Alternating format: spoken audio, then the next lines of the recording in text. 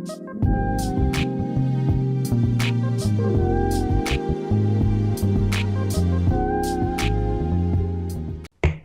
like to call the meeting to order. Please rise and join me in the Pledge of Allegiance. Pledge allegiance to the flag of the United States of America and to the republic for which it stands, one nation, under God, indivisible, with liberty and justice for all.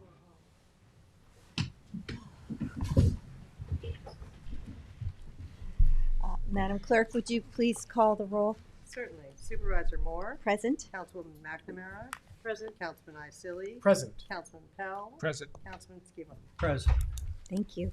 Well, before we get started with our agenda tonight, I'd like to move to take a resolution out of order, resolution number 2024-1407, to appoint Police Officer Maxwell Yardley to the Academy. Second. All in favor? Aye. All right, because it's a special occasion tonight. So let's see, I'll just read the resolution. Resolution to appoint Police Officer Maxwell Yardley to the Academy. Second. All in favor? Aye. Aye. And Chief, would you like to introduce the, yes, and, oh, okay, I'm sorry. And I'd also like to take the other resolution 2024-1406 out of order. Second. All in favor? Aye. Okay, so then that resolution is to appoint Police Officer Connor Spencer. Second. All in favor? Aye. Okay. Thank you. This is a special day for us when we get to increase our ranks. Before we start with the swearing in, I'd like to just address the town board. Supervisor Moore, Councilman Schiavone, Councilwoman McNamara, Councilman Pell, and Councilmember Isili. Please accept my heartfelt gratitude for your steadfast support of our police department. Your commitment to ensuring the safety and well-being of our community doesn't go unnoticed. Today's vote to bring on these two officers and your commitment to providing the best equipment available is a testament to your dedication to providing our officers with the tools and resources they need to serve effectively. Your efforts not only strengthen our police department, but also reinforce the trust and partnership between law enforcement and the community. On behalf of the entire Southampton Town Police Department, I sincerely thank you for your unwavering leadership and support. So thank you very much, Town Board. Thank you, Chief.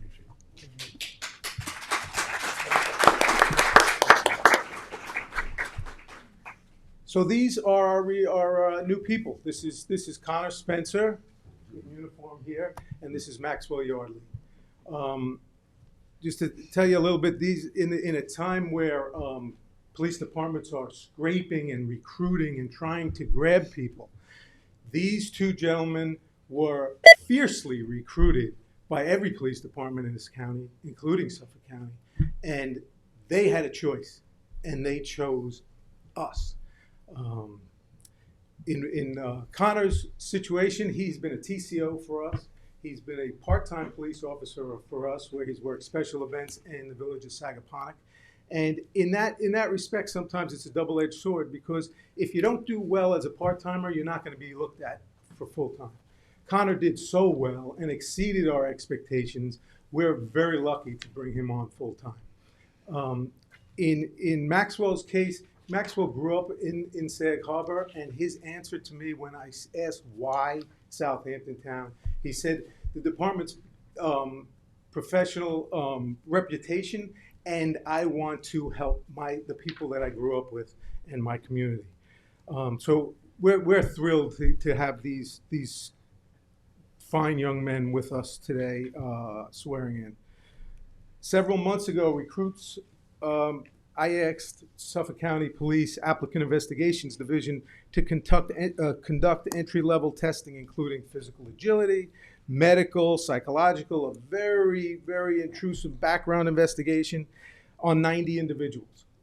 Of those 90, 10 people survived that process. You two are at the top of that 10, and we're very proud of you. So congratulations to you. You can give them a hand.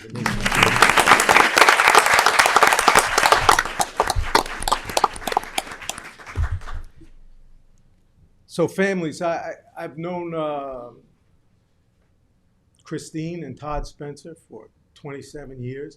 That's Connor's mom and dad. Well, Christine was a police officer, and she worked for the state attorney's office as an investigator. And Lieutenant Spencer has served our community for the last 27 years. In fact, he, on my way here, I hear him on the radio chasing somebody with a box cutter in where was it? Watermill? So I mean, this is what we're getting. This is what we're getting here. So, but to Christine and Todd and Maxwell's family, Esther, Mimi, of course, Maureen, your loved one, your son, your grandson, they chose a dangerous profession. It is a dangerous profession, but they chose to serve people. They chose to help other people. And there's nothing more honorable than that. I can tell you, I hope this gives you some assurance, but I give you my word that I will work with the town board tirelessly and provide them with all the training that we could possibly give them, all the support we can give them, and bring them home to you after each and every tour of duty, after every work day. We're gonna do our best. I won't sleep at night unless they have the best. And we work with the town board to provide that for your loved one. So thank you for sharing. Christine, especially thank you for sharing your husband with us and your son now with this community. The oath, gentlemen, that you're about to take brings you into the full-time rank of our police department. You're joining the best officers on the planet, as far as I'm concerned. During your probationary period, learn from them. They'll teach you and look out for you as you develop. You will be expected to conduct yourselves with exceptional moral value and professional behavior. The bar is set high in our profession and demands trustworthy, competent, and reliable individuals.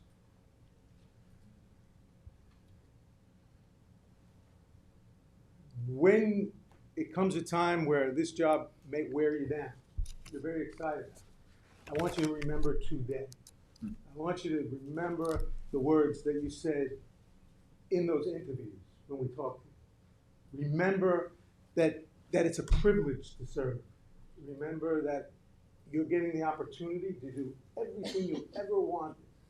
And you're getting that opportunity in one of the most beautiful places on the planet and for a fantastic community.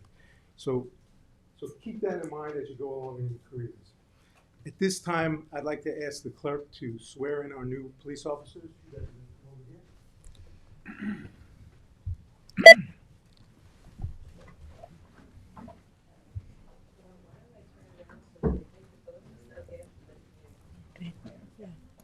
Both raise your right hand and repeat after me.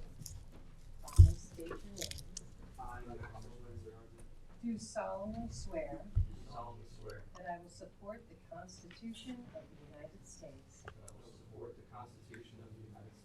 Constitution of the State of New York, and Southampton Town Code, and that I will faithfully discharge the duties of Southampton Town Police Officer according to the best of my ability.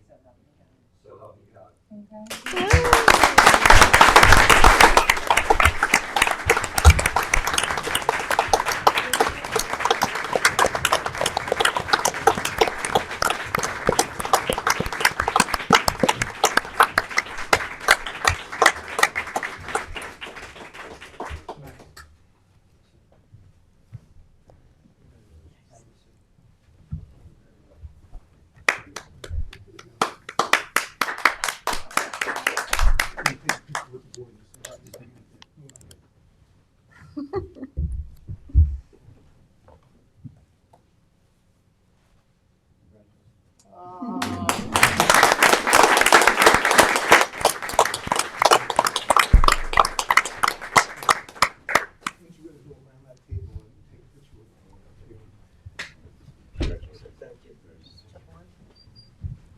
center, next to the Want me to supervisor. slide down? Yeah. there? Sure. One on either side of the supervisor. Congratulations. Thank you so much. Oh, we're Thank so you. happy to Thank you. have Thank you. you. Thank you. Congratulations. Thank you, sir. Appreciate it. Stand, come on this side. All right, all right. He needs protection. Thank you.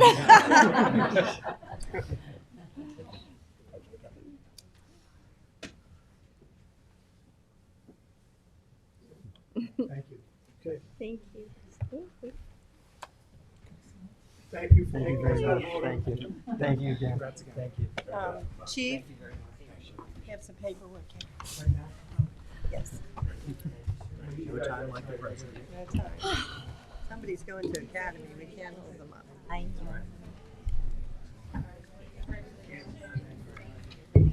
So, What a you want me sweet to sign thing. and give this to you, or you want me to sign?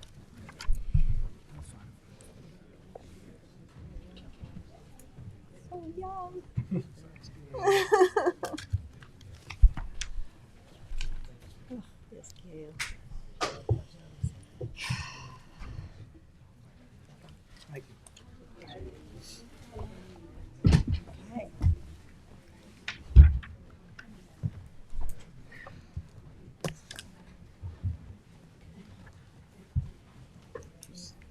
First public hearing, there's no presentation, just ask if anybody has any questions, it's like the budget.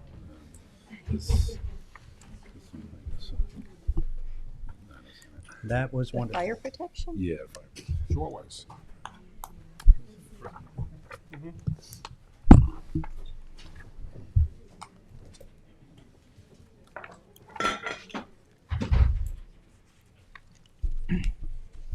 Pretty soon we do 4 more next year. Yeah.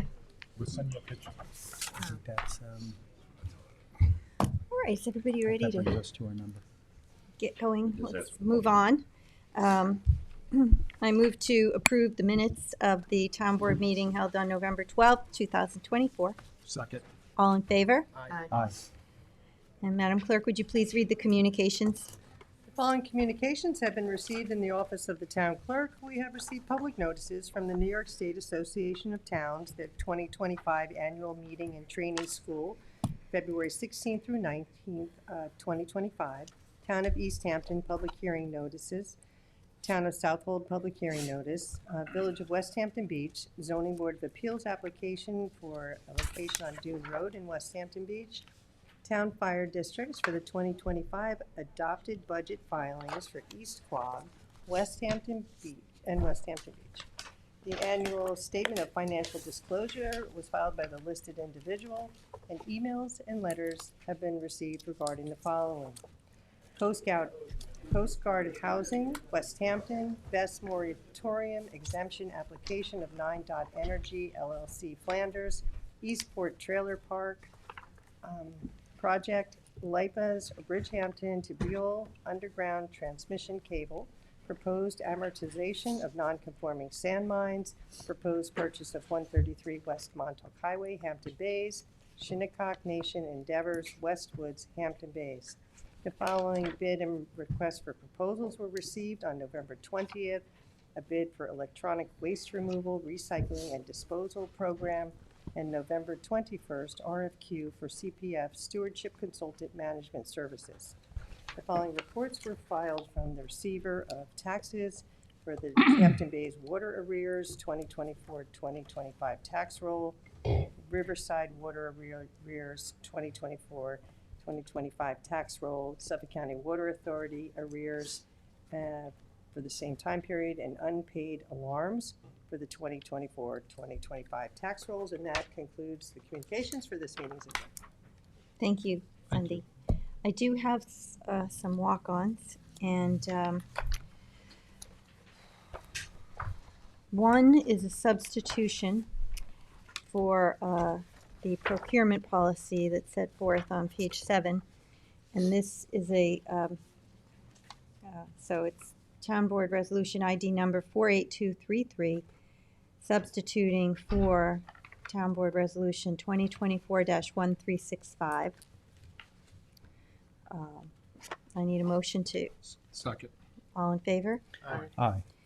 And then there are 3 walk-ons, and I've been asked to read them individually. The first is to recall and amend, Town Board Resolution ID number 48212, to recall and amend Town Board Resolution number 2023-395 and 2024-889, to award and authorize the supervisor to sign a contract for requirements contract for security camera network infrastructure maintenance. Second. All in favor? Aye. The second walk-on is Town Board Resolution ID number 48216, notice of public hearing for local law amending Chapter 264 entitled Public Assembly Licensing of, in order to reflect current practices of the town, to clarify language, and to enhance enforcement ability by adding a suspension provision. Second. Right now, we're just adding them onto the agenda, not Yeah. voting on them individually. She wants Right. to vote on You want to vote on them now? No, I'm just saying, I Just was to asked walk to them read them on. separately, just as to be voted to No, of course, walk yes, but on. there's one vote normally to Oh. just add them onto the agenda. I or know. later on, yes. I mean, unless everybody's fine with, I'm not fine with 48216 because it has not gone to a work session. You might want to tweak it. I know nothing about this. Last time she brought something up like this, we asked to bring to a work session so we can all talk about it. I don't think it's fair for her just to spring something up on us. I don't want her to say that it's 4-1, something like that, put it on Facebook, have my spouse do write things that we're picking on it. It's not just, it's the same thing for all of us. We have to know what we're voting on and what we're supporting. And we has to go to a work session beforehand. So So I'm not gonna support. this was something that Sean did send to us in an email. just to clarify, she and her is me, Councilwoman Cindy McNamara. Yeah. I brought this forward at the request of Public Safety and our Town Attorney Department to clarify what is already existing process in the town to make sure that our code coincides with the actual practice that is partaking in the town.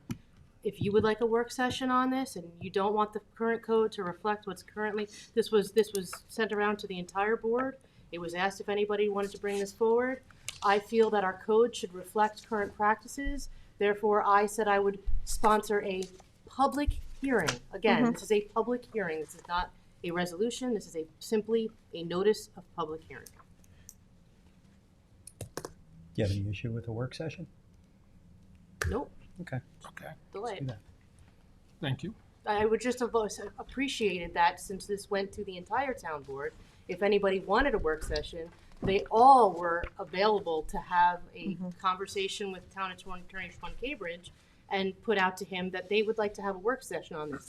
Nobody responded to that email that I saw requesting a work session, and therefore I No. didn't think there was this level of And Sean, issue with it. So it's fine. You know, there We is a can go work to a work session on session. the December 5th, we could do it Sure. on, before, you know. No, I The public will, hearing. I will withdraw it, and then we will follow what Mr. Pell would like to do, and we will have a work session. So fine. and Sean should know better from past experiences. This is a town attorney. You don't scold He, town. this happened before. You don't need to scold people in I'm not public scolding. session. Well, we'll have this, really we'll rude. have the work session. Sean can come and talk us through the changes, and Ryan could be here too if he wants to, Simple. you know, just to comport with the current practices, Okay. but there might be, I understand what you're saying, there could be things here that we're not aware of, so it doesn't hurt to have the work session. This is granting more power to public safety to suspend. Sean, would you like to Um, just we're gonna- clarify what this is? We're gonna have a work session. Okay. I mean, Yeah, All right, we'll just have a work session. we don't want to do It's, this. it's gonna being have a put work forward as session. I something mean- that it's not, and Okay. valid. Thank you.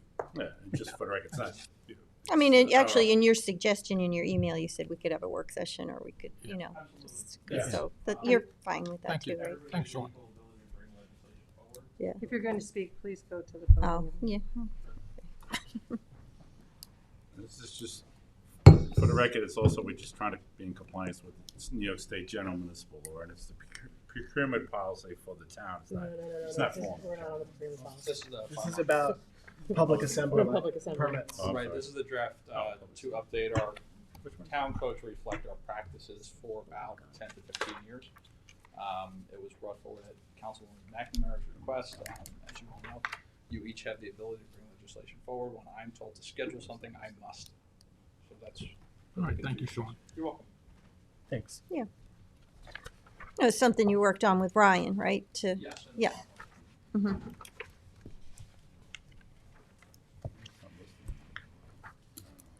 Okay, well, then we will, we're not comfortable putting it on for the, I will withdraw the notice of public hearing. Okay. so we'll have the work session, then put it on for the public hearing. Okay, and the third walk-on is Town Board Resolution ID number 48246 for the warrant number 22. Second? All in favor? Aye. Aye. Okay. So, just for the record, we didn't have a work session on this procurement policy either, and I was able to read it and verify my concerns, but it's part of doing your job as a legislator. I'm sorry, would you repeat that? No, I'm good. Let's move on. All right, Madam Okay. Clerk, would you please read the notice for the first public hearing? Certainly. Public hearing number 1 for the 2025 fire protection contracts.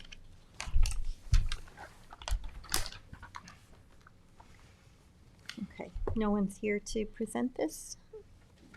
No, it's just, this resolution is just to take public input of any kind. This is for Well, The town of Southampton has 3 fire protection districts, Noyak, Bay Point, and Northeast Quogue, and this is a public hearing on the budgets that were given to us by the Village of Sag Harbor as well as the Village of Quogue, and we've seen in the previous documents. And thank you to the Village of Sag Harbor, they were slightly less this year. okay, well, I don't have any cards for anyone to speak on this matter. Kevin, is there anyone on Zoom?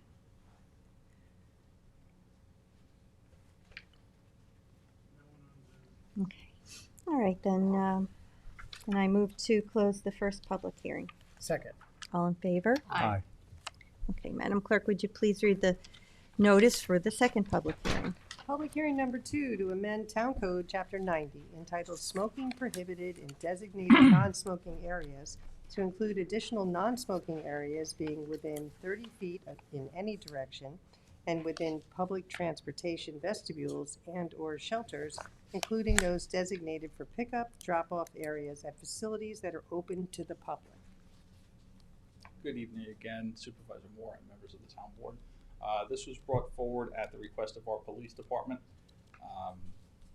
This section of law was drafted with the previous administration, coming up to the legalization of marijuana.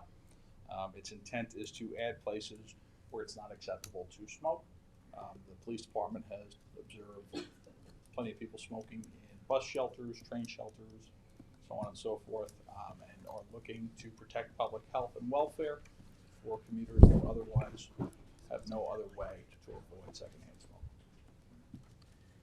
Yeah, I know some of the at a Franca meeting, this came up, that it's a problem. Yes, So it's pretty straightforward. absolutely. I mean, my only comment was that in the body of the legislation, it talks about cigars, cigarettes, and marijuana, but in the throughout the legislation, but in the legislative intent, it doesn't mention marijuana. So I was suggesting when this came up at the review that we just add marijuana in the second line of the That certainly should be done. legislative intent. Does this include vaping? Yes, Yes, all smoking devices. right, still. Yeah, it does. It says it Getting in on here, vape. It's included already. Okay. Well, all right. Why don't you All right, stick thank you. around? There is a. I have a card from. Oh, Angela. You know.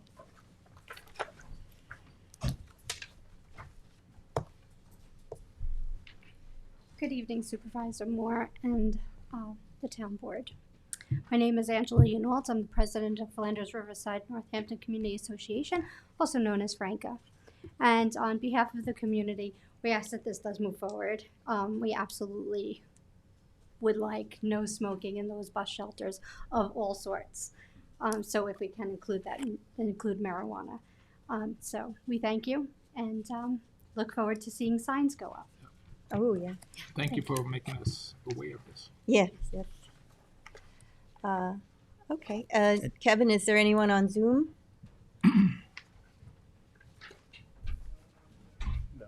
No. So does anybody have any other comments? Sean, Counselor, this does include marijuana, right? Yes. Cannabis? Yeah, just the fact that it's smoking anything. Correct. Right, okay. Right, but I think that it doesn't, it's odd that it's not in the legislative intent when it's elsewhere throughout the legislation. So I thought it's appropriate just to add that. That's not gonna make an Do we need issue. to change anything with that? Does the I don't public think that's hearing an work issue if to we? add a word.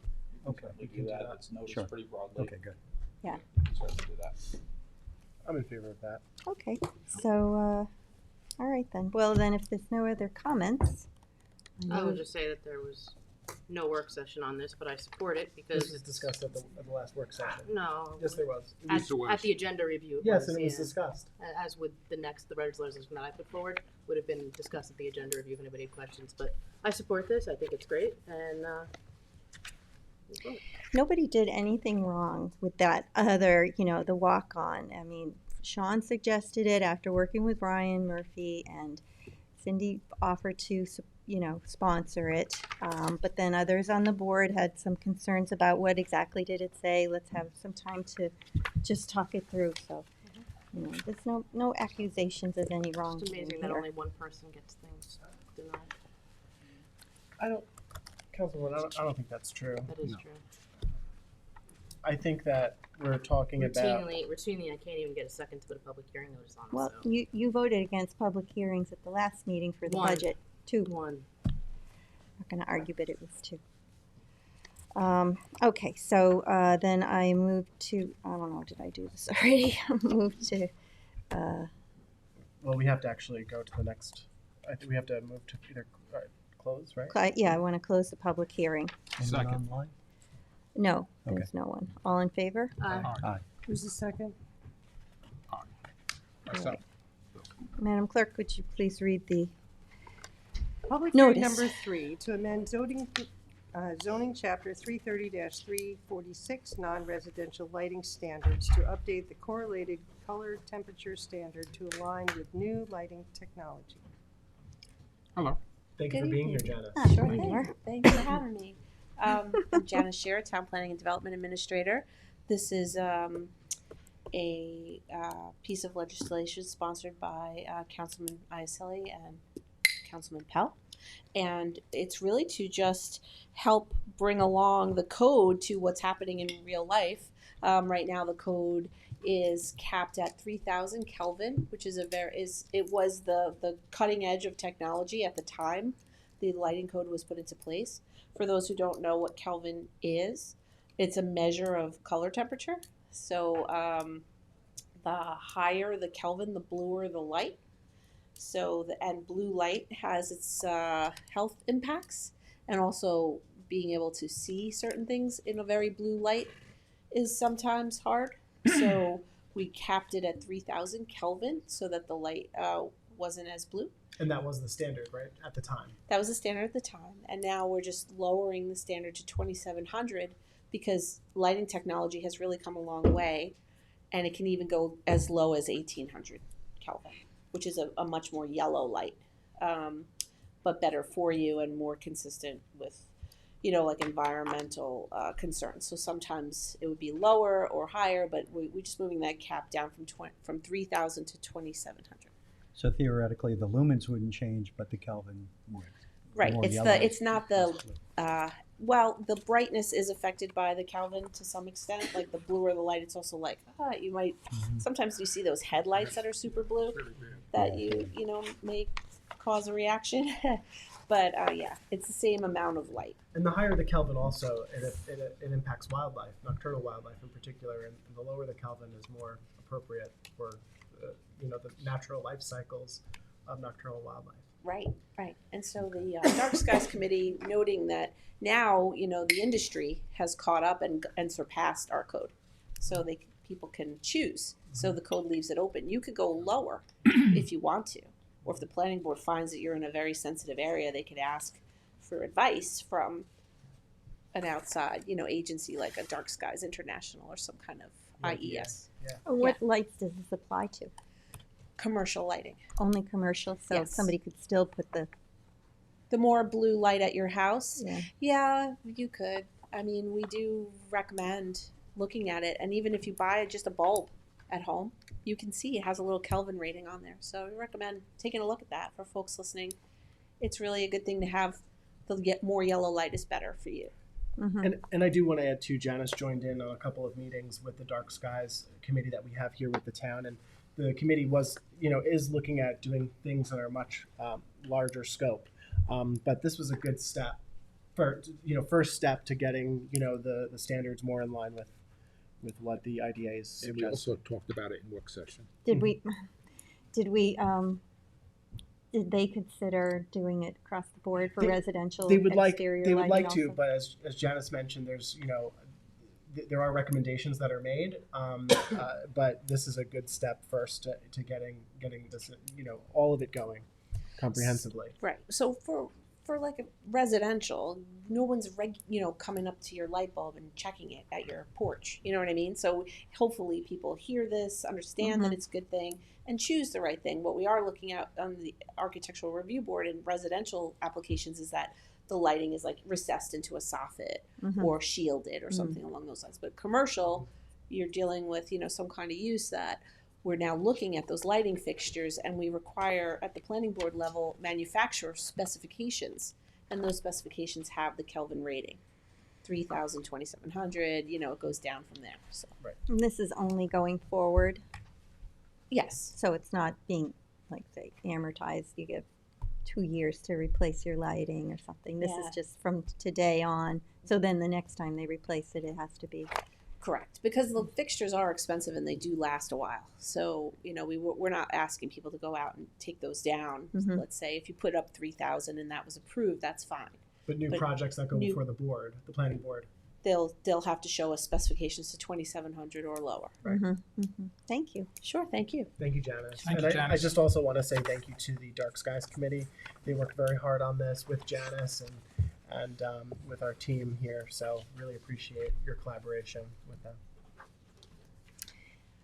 All right, well, I don't have any cards on this one. Kevin, is there anyone on Zoom who wishes to be heard? Okay. Well, if no one else has any other comments, I move to close this third public hearing. Second. All in favor? Aye. All right, Madam Clerk, would you please read the notice for the fourth public hearing? Public hearing number 4, to consider adoption of the annual CPF pilot payment plan 2024-25 tax year. Good evening, Madam Supervisor, Town Council members, Jackie Fenlon here, Director of Community Preservation. So I just want to refresh the board's memory. We are here today to adopt, hold a hearing and hopefully adopt the CPF pilot payment plan. We did work with a working committee last year to come up with these standards, which was due to a local law amendment and state legislation for extraordinary financial hardship. So what the town has found is that per $1,000 of assessed value, that certain districts, which would be school districts, are at the $5 per 1,000 would warrant an extraordinary hardship, as well as fire and emergency districts, which would be at 50 cents per $1,000 as an extraordinary hardship. So that policy was enacted last year. This policy is subject to change from year to year, but we do have it on for adoption this evening. But I just want to let you know this is based upon the 2024 and 2025 tax year for school and emergency districts. So we have looked at this, and basically that working group last year really set these standards. But there is an exception too for school districts excluding school districts possessing a total assessed valuation of $5 billion or more. So there is a cap on certain school districts that have that value. But the ones that qualify, this makes them whole for the properties that we've preserved and taken off the tax rolls? So these are properties that are fully exempt. So these include all public properties, federal, state, county, town. So anything that is tax exempt, this would make the school districts whole. And are the for these funds properties. provided to the school districts? They are, yes. Yep, so the funding will be in a separate resolution. We'll have a public hearing on that in the spring. Okay. Thank you. All right, thank you. You're welcome. Well, I don't have any cards on this public hearing either. Kevin, is there anyone online that wishes to speak? Did he say no? No one on Zoom. Okay. Well, if nobody else has any Oh, sure. This remarks, is allowed by New York State Town Law 64E, and it should be noted that Southampton Town is the only town in the Peconic Bay region that actually does this. Yes, So, and I want to reiterate, good this job is to the town board. Yeah. Kudos to Southampton Town. I think East Hampton is exploring this, but we are right now the only town that actually participates in this program. But also it is voluntary. This is not, this is up to the discretion of the town board. So, obviously funding has been very secure with CPF in recent years, but it won't always be that way. So, this policy might need to be amended from time to time, which is why we adopted the local law with the extraordinary hardship finding. But each fall we'll be looking and assessing this to see what our policy will be. Well, as a town, we're very fortunate to have the amount of CPF funding that we have, so it's appropriate to give back as long as we can. Yes, Yes. absolutely. Got to support the schools and the fire department. Absolutely. Absolutely. All right, Anyone well, else? then thank you, Jackie, and I move to close this public hearing. Second. All in favor? Aye. All right, Madam Clerk, would you please read the notice for the 5th public hearing? Public hearing number 5, to consider the acquisition of a conservation easement and restrictive use easement for the properties located at 210 Clay Pit Road landlocked, 1215 and 1355 Bridgehampton Sag Harbor Turnpike, and CPF management stewardship plan to include the property. Sound like a champagne cork. Good evening again, Jackie Fenlon, CPF Director. So this is a property that has already been restricted by a conservation easement that restricts agriculture. This property is located and was known, as the Skellinger Hunting Preserve. This is now currently owned by Wainscott Properties Incorporated. So this is approximately 103.3 acres. So it is the first aerial that I will point to my right. Commonly known as Spring Farm. Yes, also commonly known as Spring Farm. So this public hearing is to consider further restrictions on the property. This was previously encumbered by a grant of conservation easement in 2001 and also in 2002 that compiled preservation of this entire preserve. So what this is considering is further restrictions to restrict the use to a fowl hunting preserve. This eliminates the ability for additional agricultural uses such as row crops, equestrian. What we are really trying to do is keep the property as is. The community understands that this was a hunting preserve. This will now continue to be a hunting preserve. We have negotiated with the property owners, but due to the sensitive nature of the freshwater wetlands and existing habitat, flora and fauna, we're looking to really try to keep the existing configuration and clearing and disturbance as is. So this would lock that in so that this would retain the character that it has now, but it would also retain the use, but would not be able to have the additional farming that is allowed. How, Jackie, to your knowledge, how long has it been a property that hunting has gone on there? Do you know? Actually, I don't know the answer to that question, but it has been quite, I think two Long time. generations. Yeah. Oh, Two generations. Yeah. easily into the 1960s. I don't know. And my next question is, do you foresee any conflicts there, it being CPF, and hunting, or no? No, it's already been operating with a grant of conservation easement that has restricted it to agriculture. So that was proceeding, and they obviously raise fowl, they raise, feed basically here as well. So all of that will essentially remain. But we are looking to restrict it further because of the sensitivity. So this is a situation where we would like to keep it as is. The community is aware that it's here, but because this is sensitive freshwater wetlands right across the street from the Long Pond Greenbelt, we really want to keep as much, basically reduce the amount of clearing and impacts to the environment as much as possible, but allow the previous use and the future use to remain, just with a different entity. This is, this had an agricultural easement on it, and it was covered under Ag and Markets Law, and what this would propose is an enhanced agricultural easement. Yeah. Right. Addition- The- yeah, the type additional of use enhanced- restrictions, yeah. Yeah. Yeah, so And we use enhanced a much- lot. Oh, sorry, go ahead. And how much is this additional? So this would be for $1 million to restrict this even further in perpetuity. I just want to thank you and Dan for the work you did on the easement language and making sure that everything was kind of tightened up and. Yeah, I want to commend Dan McCormick, also our CPF Assistant Town Attorney, because he worked diligently on this, and then, we reviewed it, and we want to make sure that the wording is clear, because this activity is permitted to continue, but, additional disturbance is essentially not permitted by this easement. And with this 103 acres, we purchased an easement, now we're gonna purchase more easement. Will the public have any access to this 103.3 acres? There was negotiations about a possible trail connection, which the owners were open to. That hasn't been defined by this now, but this is next to our Mulva Hill Preserve, which does have significant trail network. So there is a possibility that we can negotiate that further. I don't think, Dan, I know you had, sorry to bring you on the spot, but I know you had conversations with their attorney, and they were not opposed to that. But they also, wanted to make sure it just functioned well. Obviously, it's a hunting preserve, and it's a sensitive thing to allow the public to have possible trail It's probably access. not a great idea to have the public go on a hunting preserve due to the nature of the activity there. Yes. I know, but we're spending a lot of money on this, and we're going to keep it, I suppose, the way it is.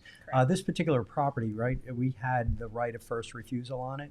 We did. We yes. did, and we opted not to exercise that right. That was evaluated last year, and unfortunately, our appraisals came in under the contract or sale price. Right, and we only got one appraisal, and okay.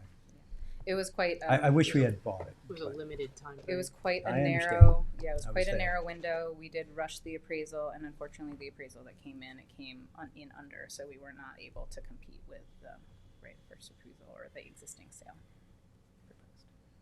Well, this is the next best thing. Yeah. Is this on for today to adopt or? It is not. No, this is just for a public hearing Okay. tonight. Yep. Okay. All right, well, thank you, Jackie, and I don't have any cards on this one. Kevin, is there anyone on Zoom who'd like to speak at this public hearing? Okay. I'd like to say at the end, the next time that we have 103.3 acres, we have the opportunity to purchase it, we should probably try harder. Okay, enough said.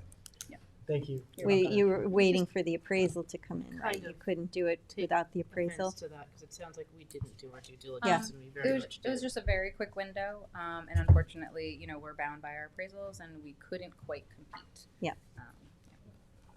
And the town elected not to make an offer, but I think they made that with the knowledge that they couldn't couldn't meet that existing contract of sale, and sales price. Thank you for the I recall explanation. there's some management issues as well, right? I mean, there was some concern about, well, does the town want to manage this, or the property owners continuing You could have managed managing their own Hunting property. Preserve. I'm talking about, fee and title, purchasing that, but again, Did I I'll close leave the it there. public hearing? And I know you did your due diligence, and you were I acting closed under my the hearing. direction of the board. Yes, correct. All right, thank you. Thank So, you. if there's no other comments, then I move to close this public hearing. Second. All in favor? Aye. Madam Clerk, would you please read the notice for the sixth public hearing? Public hearing number 6, to authorize the acquisition of 1195 and 1253 Noyak Path in the hamlet of Bridgehampton, New York, and amend the CPF management and stewardship plan to include the property. Good evening again, Jackie Fenlon, Community Preservation Director. So this is another parcel. So this is the middle aerial. Sorry, this is not the middle aerial. This is this aerial right here.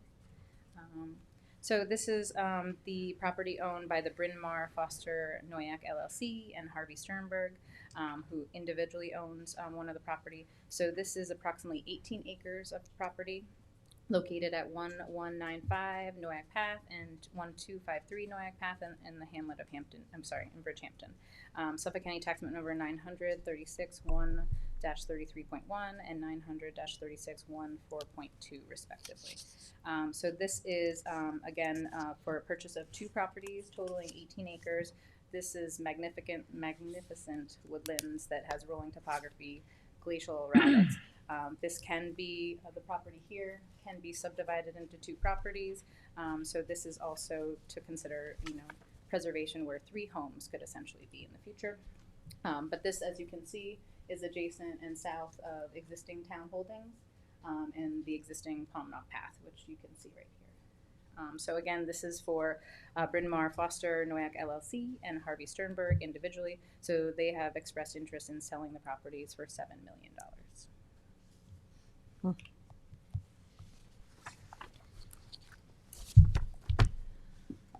Well, there are no cards for this public hearing. Does anybody on the board have any comments? Nope, not with this one. Kevin, is there anyone on Zoom who'd like to be heard? But so this is something that you certainly advocate for, as does the CPF Advisory Committee. Yes, absolutely. This was supported by the CPF Advisory Board, and this is, I will also note that this is in the Open Space Greenbelt Target Area and Open Space Target Area and Trail in the Eastern GIS. So that's like a specific target area where we are seeking additional preservation. Obviously, it's also in the Aquifer Protection Overlay District, but with 18 acres here, we're preserving a lot of existing, forested woodland. Aquifer protection is very important here as well, and the topography, as well as the opportunity for additional trail implications. There's some existing informal trails that are on the property that we could also look to incorporate in our trail system. So I do highly support this one. This is a unique spot. In 18 acres in this area, we'll never be able to really get this back once it is developed. Okay, well, thank you. Then I move to close this 6th public hearing. Second? All in favor? Aye. Okay, Madam Clerk, would you please read the notice for the 7th public hearing? Public hearing number 7 to authorize the acquisition of deed title for the property located at 15 Lewis Road and acquisition of enhanced development rights of the properties located at 17 and 19 Lewis Road, East Quogue, and amend the CPF management stewardship plan to include the property. Hello again. Good evening. Jackie Fenlon, CPF Director. It's a pleasure presenting 4 public hearings in a row for you this evening. But this one is a little unique, and I just want to make sure I'm very clear in the presentation, because this is a total of 25.1 acres. And this would be a total purchase price with Adrian Senni for $5,480,000. But to break this down, there are 3 properties that we are considering, but there are different preservation techniques that we're utilizing for this. So I will just, this is the middle area that we are discussing. But for 15 Lewis Road, so everyone is familiar, 15 Lewis Road is the most northerly portion here. So it contains the pond, it has existing native vegetation, as well as some sand deposits to the north, but we are looking at this for a fee purchase. So this is a very unique property. It took a lot of time to evaluate this one, but it is very interesting because, this could serve as, we are proposing this as a Village Hamlet Green and Park, so that the public would have access to this. And we do have a driveway serving from Lewis Road, so this one would be the fee purchase for the town. And then the 2 to the south, as you can see, they were historically farmed and adjacent to farmland that has been preserved by CPF already, so those are 17 and 19. So we were looking to purchase the development rights for those 2. So each of those development rights purchased would be for $765,000. So that, and then this one would be for $3.95 million. So the total purchase would be $5,480,000. But again, fee purchase is just the parcel to the north, and development rights purchased to the south. Do we have a farmer that's interested in keeping that in row crop production? Yeah, so we're actually working with local farmers and actually hoping to deal with Peconic Land Trust because there is the possibility for a farmer to buy the underlying residual fee. So we have been working and in contact with Peconic Land Trust to see if we can find a local farmer. And that's why we're That's not good. buying the Correct. it in Yeah. fee, we're just Correct. buying the So that development would, rights. that way it allows to stay in private ownership and allow the farmer to steward the property. That's great. It's good. And on the parcel that we're buying fee up to the north, fee and title, there's an eagle's nest on there in the back, so Yes. that's gonna be there are- protected? there are bald eagles that are roosting there. Uh-huh. Yep, they're endangered, but essentially this would be preserving their habitat in that location. So, and it's interesting because it's very unique because there is obviously some residential disturbance to the south, but then as you get up to the north, it's really mostly native, and then there are some sand deposits. But the sand area here is actually recovering very natural, with natural vegetation. So that will be reclaimed passively by native vegetation to the north. The sand is from when they dug the pond out. Correct. That's a man-made pond. It is a man-made pond. So will the house be demolished? Yes, the house is, this contract is subject to the house being demolished. And then the pond And then remains, the pond will remain. and then people can access it? Good hiking path. On the parcel 17, Mhm. are the enhanced rights clear as to where the farm field is and leaving the Yes. existing vegetation? Yeah, we're going to be structuring that. So this is also in the aquifer protection. So I feel like there's always a balance between agricultural opportunities and utilizing and keeping that, but also, knowing that it's also a sensitive environmental.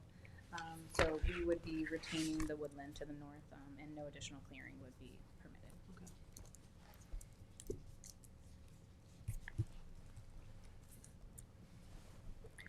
All right, well, I don't have any cards on this public hearing. Kevin, is there anyone online that wishes to speak? Okay. I just wanted to say, Jackie and Dan, thank you so much for all your work with CPF. There's a lot of, with acquisitions, it's complex, It is. and you work very closely with us. It's great to see so much preservation happening from Noyak to East Quogue, Bridgehampton, Yeah. Hampton Bays. Thank you. West Hampton. Yeah. West Hampton. Thank you. It's been- Yes. And we do hear over and over again, the farmers ask us not to buy full fee. I think the supervisor mentioned that. Yeah. They want us to buy the development rights, but not full fee. They want the farmers to be able to control. Keep the farmers. It's always excited to go on field trips with you. Yes. Right, Jim? Yes, very exciting. All right, then, if no one else has any other comments, I move to close the 7th public hearing. Second. All in favor? Aye. Thank you, Jackie and Thank Dan. you. Yes, and have a very happy Thanksgiving. Oh, Yeah, thank you you, guys have same a to good you. Thanksgiving. Thank you, Jackie. Thank you. All right, Madam Clerk, would you please read the notice for the 8th public hearing? Public hearing number 8, to consider the acquisition of the property located at 133 West Montauk Highway, Hampton Bays, New York. Good evening, Supervisor, Town Council members. Kelly Doyle, Assistant Town Attorney. This is a public hearing to consider the possible acquisition of property in Hampton Bays for the purpose of municipal office space. The property is located at 133 West Montauk Highway in Hampton Bays. Tax map number is 900-222-1-24.1.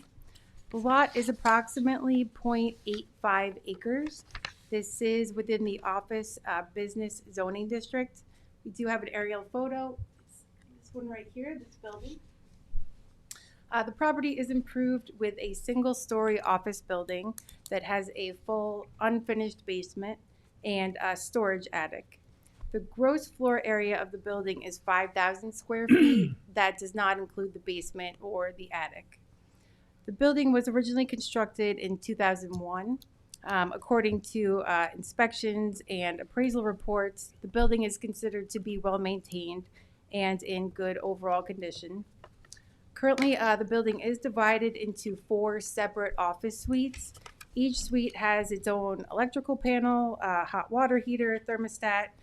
Each has a door in the back to the parking lot and access to the basement for storage. Even though it is divided into 4 office suites, those could be reconfigured. You could have one large space or however that you wanted to have that configured. The parking is, you can see on the aerial in the back of the building here. And there is a cross-access easement with the property next door at 131 West Montauk Highway. This building here. And that allows access out onto Springville Road. So you would come in this way and then come through the parking lot and get out on Springville Road. Is that cross-access currently open? Yes. Yes. Yes. Yep. It's one way coming in from Montauk. Right. Yes. You have to come in this way from Montauk Highway and then go out onto Springville. The existing certificate of occupancy does permit the building to be used for professional office space, so that would not have to be changed. The current owner is Hampton Bays Connections, Inc. The purchase price is $2,900,000. We do have an appraisal to support that purchase price. And the anticipated closing cost would be no greater than $50,000. So after the hearing is completed, if the board is so inclined, there is a resolution towards the end of the agenda authorizing the purchase. And there's also another resolution to amend the 2024 budget for this purchase. Are there any questions? Thank you. And the funds for the purchase, if we were to proceed with it, would be coming out of the surplus fund balance. Yes, so that means this would not be subject to a permissive referendum under town law if surplus funds are being used. Okay.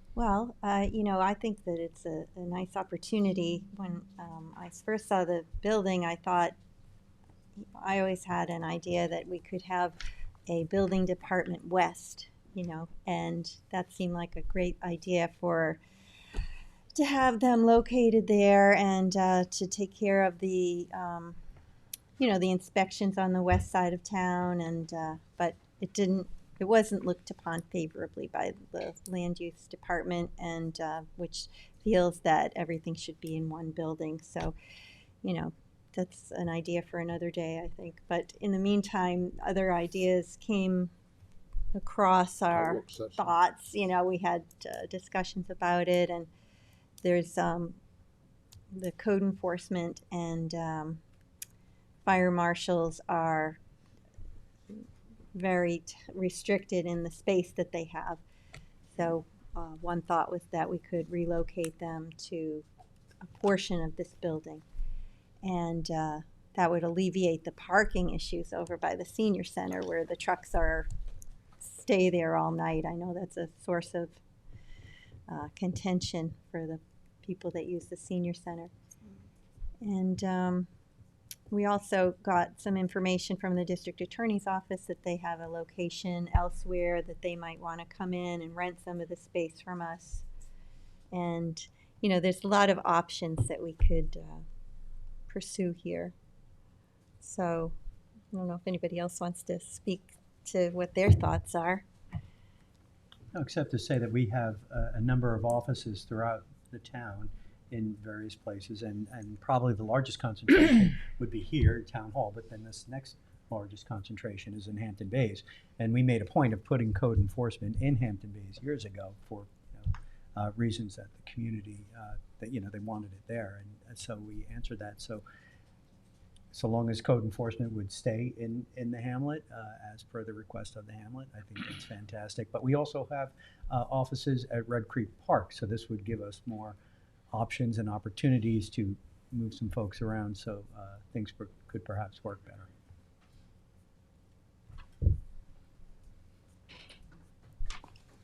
I had to justify to myself, and how I did it was, I wanted to make sure the town was spending the money correctly.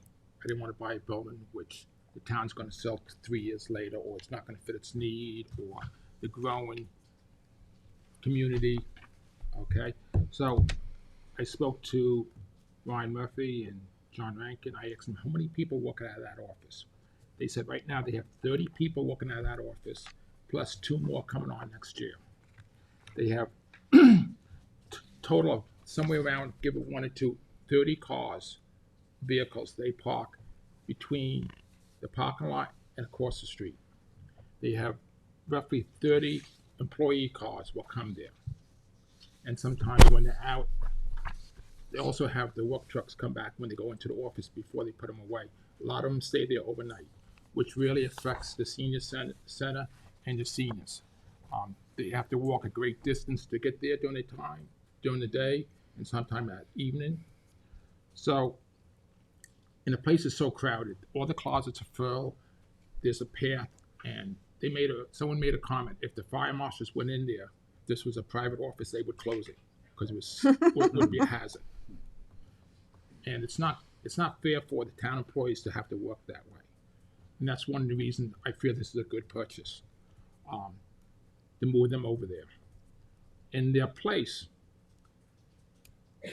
the Department of Housing and Community Development could go there. Okay, that we would leave the upstairs. And they had no problem moving. We asked them.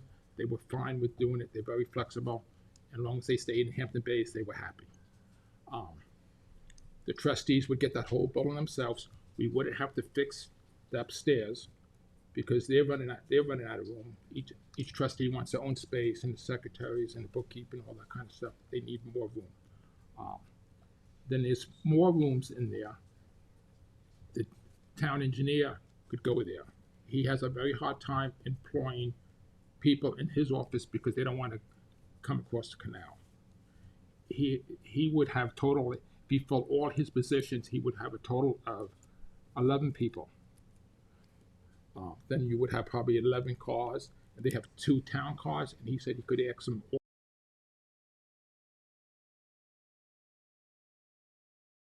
More parking space.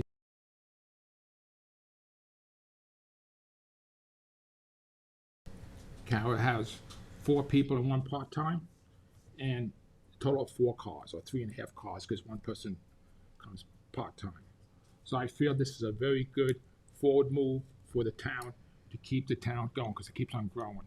And then if the DAs do decide to move over there, the next biggest problem in Hampton Bays, what are we going to do with the courts? The prior board's been kicking that down the road for a long time. How long, Jim?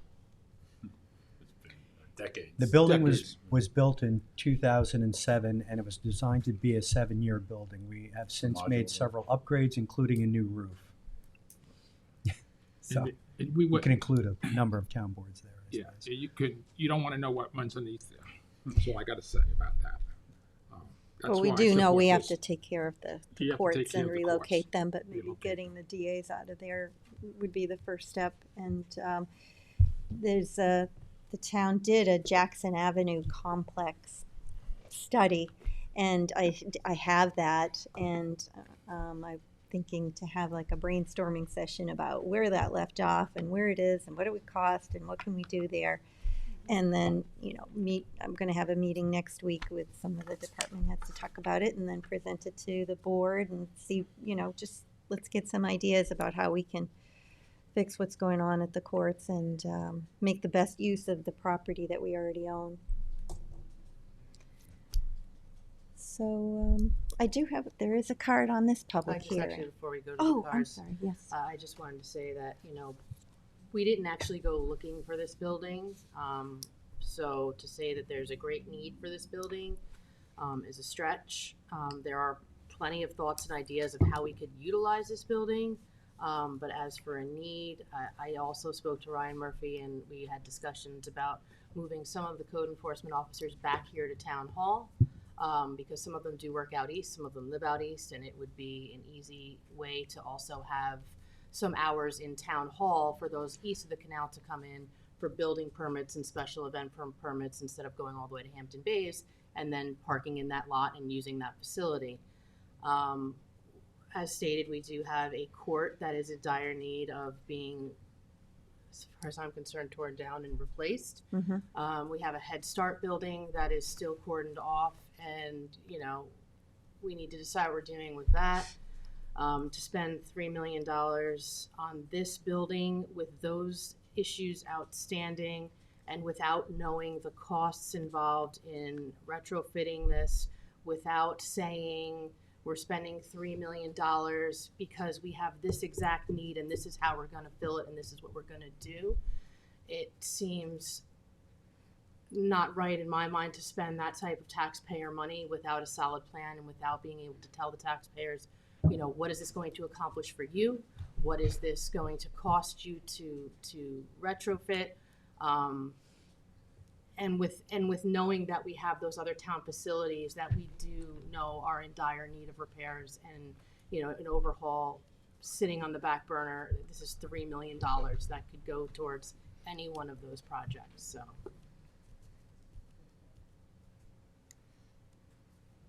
Yeah, it is turnkey as according to our engineer who checked it out. It's new air conditioning, new heating, new bathrooms.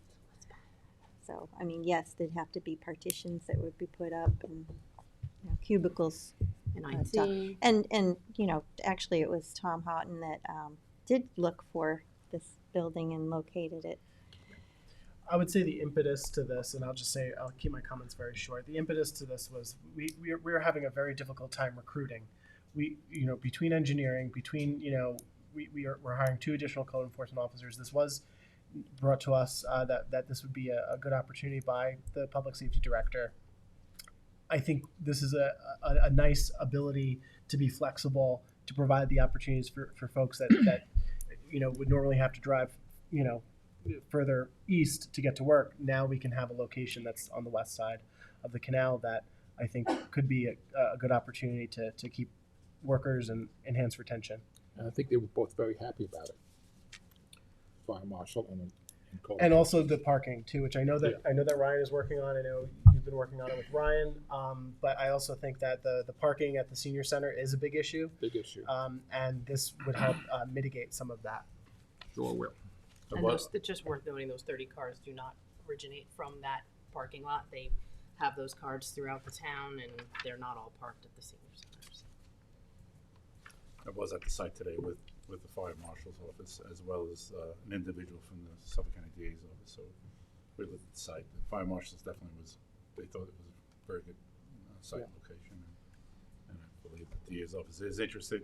More to talk to them about that. But it is a very, I'm not an architect, but it is a very good building. It's one of the better buildings I've seen. And prior to here, I was also involved in the space management in the county for many years. So I think it is a very good building. And it has a flexibility that is non-bearing walls. Right now, as Ms. Doyle mentioned, it's split up to 4 units that are 1,250 square feet each, but you can move this flexibility. And right now, there's actually offices in each one of the 4 sub rooms in the 1,250 square feet units, with a bathroom and 3 or 4 or 5 offices in each one of those. So it could be moving condition, or you could move the walls very easily because they're all non-bearing to fit the needs if you're looking to do that. And I got the card numbers from the department heads, Ryan and John. I asked them how many cars would be there. And the same thing with the engineer department, and the same thing with the housing department. They gave me the cars, the number of the cars, because that was a very big concern for the parking in the senior center. And in addition to all those reasons, the fact that we can't hire another engineer, that we have one engineer for the whole town, and we've been trying since before I got here, I know, we just can't attract people to this side of the canal. And so just for that reason, I mean, I'm so hopeful that we'll be able to fill out the staffing in that department to keep applications moving forward and prevent delays. Anyway. He's overworked. He was 2 engineers, one quit, and there's only one. That's why he needs more help. So I do have one card, Gail Lombardi. Thank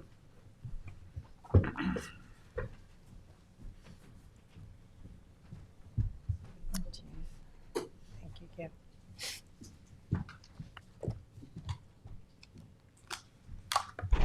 I'm sorry, but I've been listening to this and my blood pressure just went up. This resolution in the public hearing is literally the textbook definition of arbitrary and capricious. All this jibber jabber, for lack of a better term, anecdotal information about who could move here and who could move there, without a plan of this board, of where your employees are, what your growth needs are, what the salaries are, is unconscionable that you're taking this commercial property off the market in the towns in Hampton Bays. This building has been for rent for 5 years. It's not some fabulous building. If it was, it would have been rented. It just went on the market for $2.9 million on Zillow. I'm flabbergasted. This will be the third building that you've purchased in the town of Southampton in 5 years, when all we hear from the developer for the downtown is that there's no commercial space. We need commercial space. I need to put my 150 apartments to give people commercial space. And you're taking a commercial space off our market? It's unconscionable. It really is. I'm really flabbergasted. There's not one thing in the resolution, not one, for the public hearing or the purchase, that gives any rational reason to buy this building. I've passed that building. I actually walked the unwalkable downtown, and the other white elephant that you bought at $240. That thing was falling down, but yet you bought that building with no plan, and yet you bought that building. That building has some relationship to Dr. Iarola, whatever his name is, the old doctor that used to live there.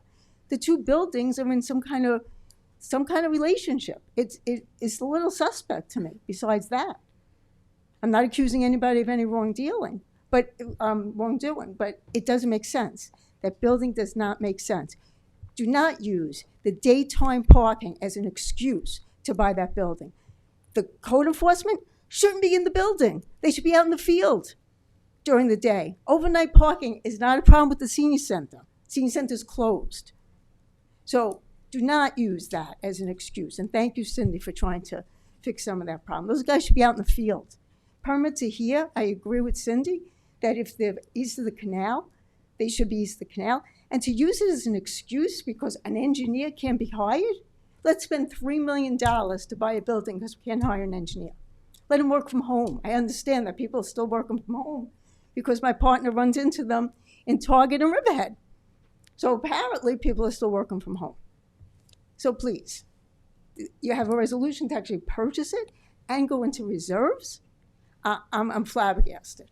I'm flabbergasted with no plan, no documentation, a bunch of anecdotal jibber jabber. So I completely am opposed to this. Thank you. Kevin, is there anyone on Zoom? I think he has her hand up. Jessica. I'd just like to make a comment that our code enforcement officers are in the field. Okay, I don't have the card, but please, you're welcome to come up.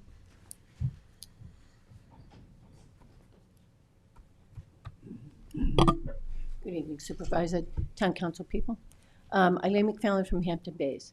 So I understand, I hear all of what you're talking about in regards to this building. I am curious, has anybody ever stayed there to watch the traffic flow in that area? So as I was listening, that you don't want people traveling east and west and whatnot, just kind of make them stay there. I can't even envision, first of all, you can't have anybody coming, traveling west to get in here. That would be probably impossible. So they'd always have to travel from the west, going east to come through here. That's all fine. To come out, do you know what this road is like? Have you ever been there? Of course. Have you been there for hours? I have sat at that light.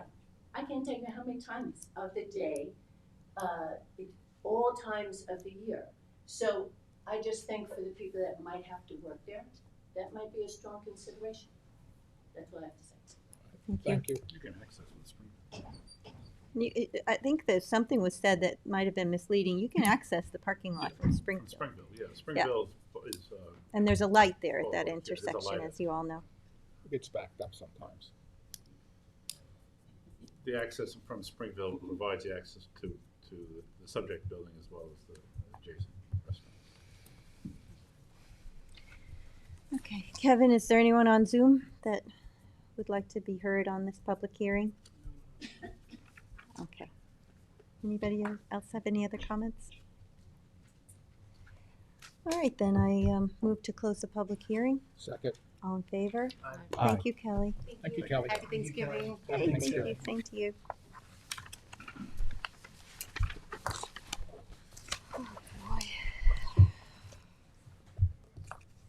Oh, okay. That brings us to the public portion.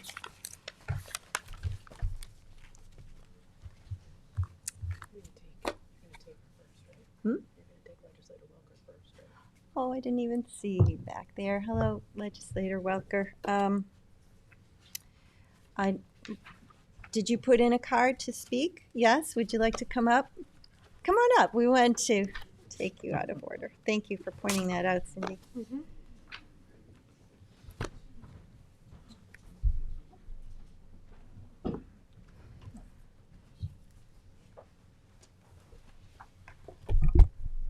Good evening, Madam Supervisor, members of the Town Board. Thank you for the opportunity to speak.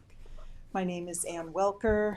I am a sitting Suffolk County legislator representing the towns of Southampton and East Hampton for the 2nd Legislative District. However, I formerly served as a Southampton Town trustee. I'm here this evening to strongly support Town Board Resolution 2024-1201, authorizing the supervisor to sign the letter of intent to become a New York State pro-housing community. We need only look to our neighbors in the west, north, and especially east to see how this designation can be rewarding local governments that are working to address the housing crisis in their communities. The towns of Brookhaven, Riverhead, East Hampton, and the village of Sag Harbor all recognize the critically important need to address the affordability challenges within their communities. As a certified pro-housing community, East Hampton will now be prioritized for a range of discretionary funding programs, including Downtown Revitalization Initiative, the Long Island Investment Fund, the Public Transportation Modernization Enhancement Program, and others. This prioritization will enhance East Hampton Town's ability to secure funds for various development projects aimed at improving the quality of life for our residents. This letter of intent is the first step in the process to securing additional funds for Southampton Town's housing initiatives, mirroring that already occurring in the town of East Hampton. I implore the Town Board to support Town Board Resolution 2024-1201. Thank you. Thank you, Thank you, Ann. Legislator Ann, if you Welker. have that typed out, if you want to hand it in. As my scratches on it. All right, next is Angela Unal. Good evening again, Supervisor and the board. Angela. Hi, I'm Angela Unauld, President of Franca, Flanders Riverside Northampton Community Association. And on behalf of the community, we would like to congratulate Tommy John for your new position. And, you know, sad that you won't be sitting there, but happy that, you know, we now have you as our assemblyman that we can reach out to and continue working with. Thank you, Angela. I've enjoyed working with you all. You're a spirited group, and our relationship will continue. Thank you. Absolutely. You're going to go back and visit? Oh, yes. You'll still be invited. And talking about invites, we will be having, Franco will be having their annual holiday, just a little gathering on December 18th, and every single one of you are invited. It's very casual. It's, you know, we just have time just to laugh and talk and some hot chocolate and maybe some like sandwiches or something. But you're all invited to come out on the 18th. It will be at the Crohan Center at 7 p.m. And also, happy Thanksgiving to every one of you. Thank Happy you. Thanksgiving. Same to Thank you. All right, next is Gail Lombardi.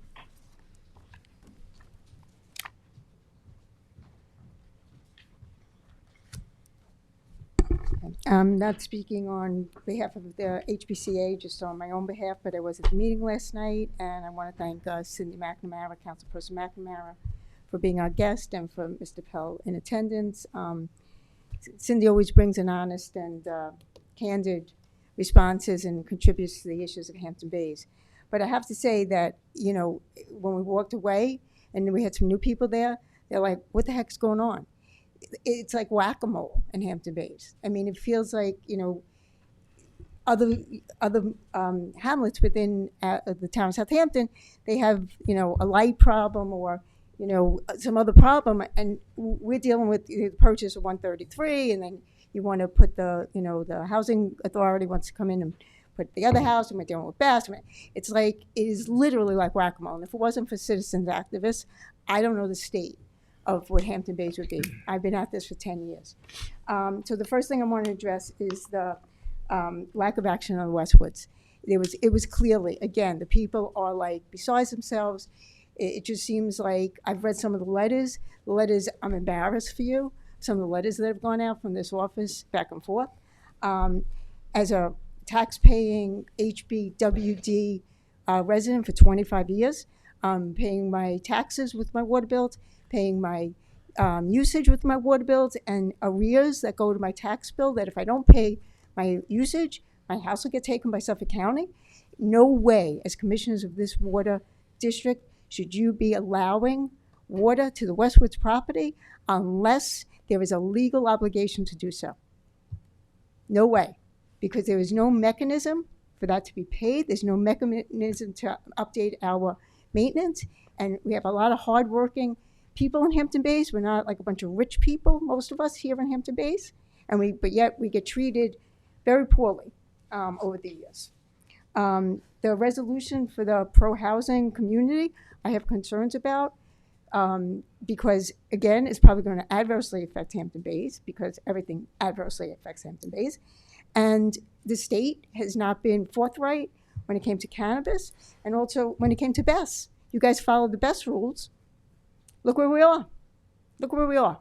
Cannabis, now we're going to have one potentially right next to St. Rosalie's with the daycare center. Thank you very much. And the last thing, Ms. Diacilli, Councilperson Diacilli, you brought this to Ray D'Angelo's attention. Again, I'm not speaking on behalf of the Civic, but it was not well, I shouldn't say not well, I can't think of the word, but it didn't go over well. I mean, it looks like it may be, I don't know why it's being resurrected now, the traffic circle. We discussed it briefly. For me personally, it looks like a solution in search of a problem, and it's a pedestrian that, again, actually walks downtown. It doesn't look like this is pedestrian friendly, and it actually impedes the walkability of downtown, but it needs, I looked at the letter, it's from 2017, so it just seems to need a lot more work, but this is from me personally. We didn't get a position from the Civic, but it just got a lukewarm, and maybe, you know, Cindy could opine to that. It just got a lukewarm reaction. It's got no reaction. 30 seconds. So those are the things I just want to bring to the town board's attention. Again, this is all from my own personal perspective, not speaking on behalf of the Civic. And yes, everyone have a safe and happy Thanksgiving. Good Thanksgiving. Just so you know, Councilmember Silly, that was brought up at the Civic meeting last night, and I assured them that it is something that you are looking at, that you are open to, you know, any things that could potentially help traffic, and you've pulled old stuff out of the files and the boxes, and you're taking a new look at them, and just seeing if it's a viable opportunity. It's nothing that's moving forward. It's not moving forward. Yeah, Councilwoman, thank you. Yeah, and Gail, I appreciate you bringing that to my attention. It was the goal to email the Civic leadership to, you know, gauge their interpretation. So I appreciate you providing your input on that. Thank you. That traffic circle at the corner proposed, actually, it didn't even get to proposal. It was a concept idea, was also tied with the concept idea of opening up a right-of-way from Good Ground Road to that intersection where the diner is. So a traffic circle would work well in that configuration. Right. Of course, we pulled that because the community didn't want that. They, I suppose, preferred to have the traffic on Montauk Highway solely, and so that's not happened. But that's where a lot of those talks were with that traffic circle. Yes. And we don't have any intention of allowing a connection to the water mains. And our James Capper of the Water District is aware, and he's already, you know, sent out communications to that effect. And, all right, Jimmy Mack.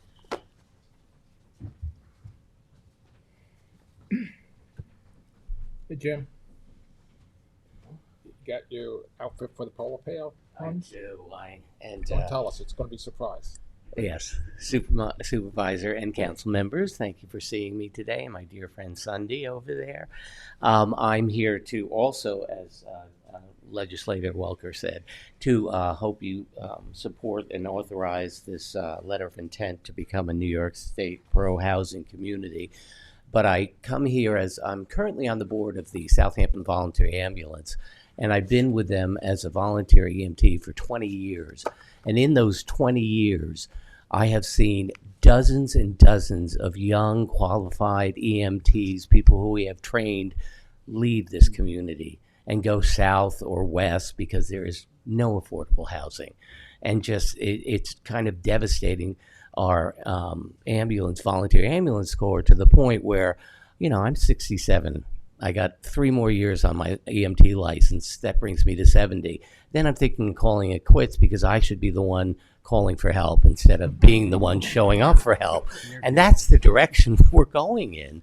You know, you're going to wind up with a volunteer ambulance that's all senior citizens. Currently, the majority of our board is senior citizens. The majority of our high volume, call volume people are senior citizens. And I attribute this largely to the fact that most of these young people get tired of living with their parents and wind up moving out of this wonderful town. So another perfect example is my niece, who, when she graduated from college, got an offer to work for my brother Billy at his business, and came to the town of Southampton. I, at the time, had sectioned off my master bedroom and was Airbnb-ing it. And she said, well, do you mind if I just live there temporarily until I found a affordable place for me to live? That was 7 years ago. She still hasn't found an affordable place to live.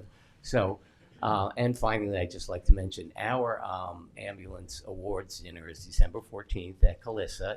I hope you all received your invitations and can attend, because it will also be, in addition to our awards dinner, it's my mother Faye's 94th birthday, and I'm dragging her along. So please, if you can, come help me celebrate with her.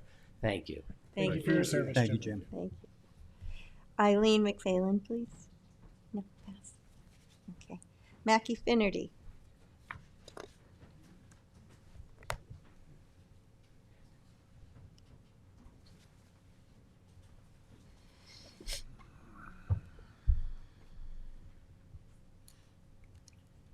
Good evening, I'm Mackie Finnerty. I got an address at Woolly Street. I'm also here in favor of the pro-housing community. I was shocked to find out that all the surrounding areas had already signed on to this. And I thought, what happened to us? We should be the leaders, not the followers.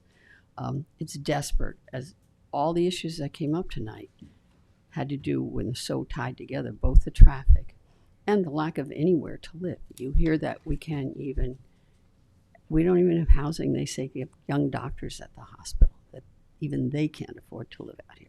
We really have to do something about that. Should be our absolute number one priority. And of course, it would affect the traffic as well, which you'd have to build a lot of housing to actually affect it, but they sort of do go together, dealing with it. Also, it gives us access. I counted, I think there's 7 organizations that you must belong to this in order to even apply for money from them. Now, as you know, any organizations that give out money have a limited amount of money. So we need to get on this. If everybody else is already on it, we have to get on this soon. We can't keep talking about it. And an important part of that is we get still to have the local zoning still applies the way we want it to.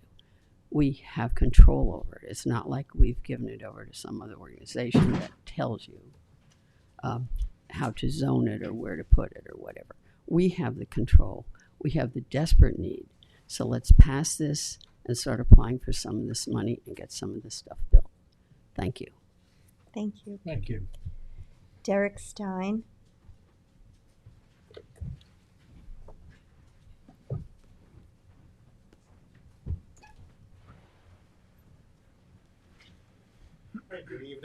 Good evening. My name is Derek Stein. Again, I'm here on behalf of the Long Island Housing Coalition, Madam Supervisor, members of the Town Council. I am here tonight to urge you to support Resolution 2024-1201, the letter of intent to apply for pro-housing community status. As has been discussed, well, the three surrounding towns, as well as the town of Shelter Island, have all applied for pro-housing status.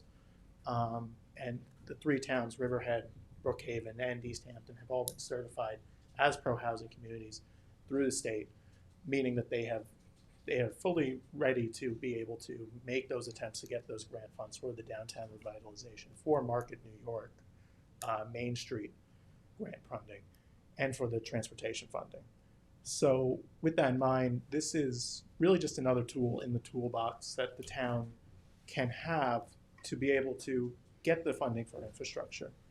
And the timing for this is perfect now too, with the passage of Proposition 2, Suffolk County Clean Water Act, by voters of Suffolk County, because this will be able to together be able to provide those infrastructure funds that can answer these issues of traffic, that can help answer these issues of water conservation. They can help build sewers. They can help put in cesspool replacements.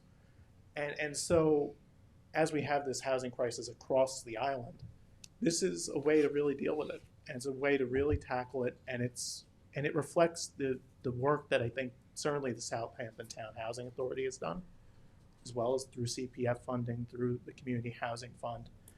It already, you have shown the work. This is just putting that letter into paper, sending it up to Albany, and saying, yes, we have done this, and we are ready to be able to get these grants in and really tackle this issue as a town. And so again, I just urge you to support this resolution tonight, and thank you, and have a happy Thanksgiving, and congratulations, Assemblyman-elect, as well. Thank you. Thank you, Eric. Julie Keys.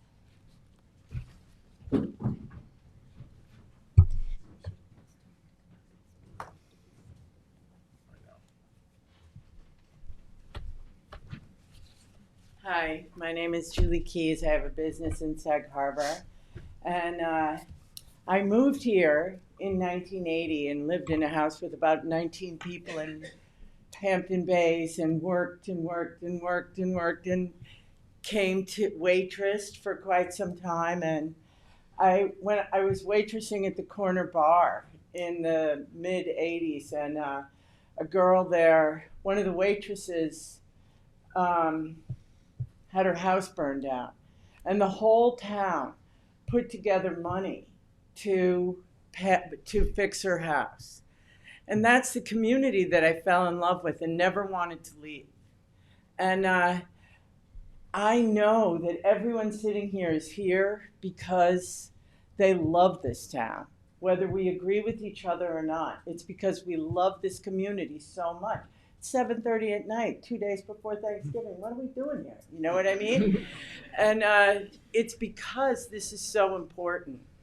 And one of the things I think is really important is that we are a community who accepts affordable housing, because we want to take care of our grandparents and our neighbors and the people who work in the community, and we want to make it easy for them to stay here. Like me, like the people who work for me, like the people who live in my town.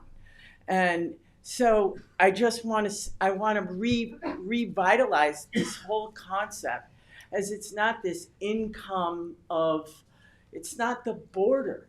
It is our community who needs this housing, our children, our grandparents. And so I want to just say thank you very much for everyone being here and your service to be here at this hour. So thank you. Thank you. Thank you very much. Joy Flynn.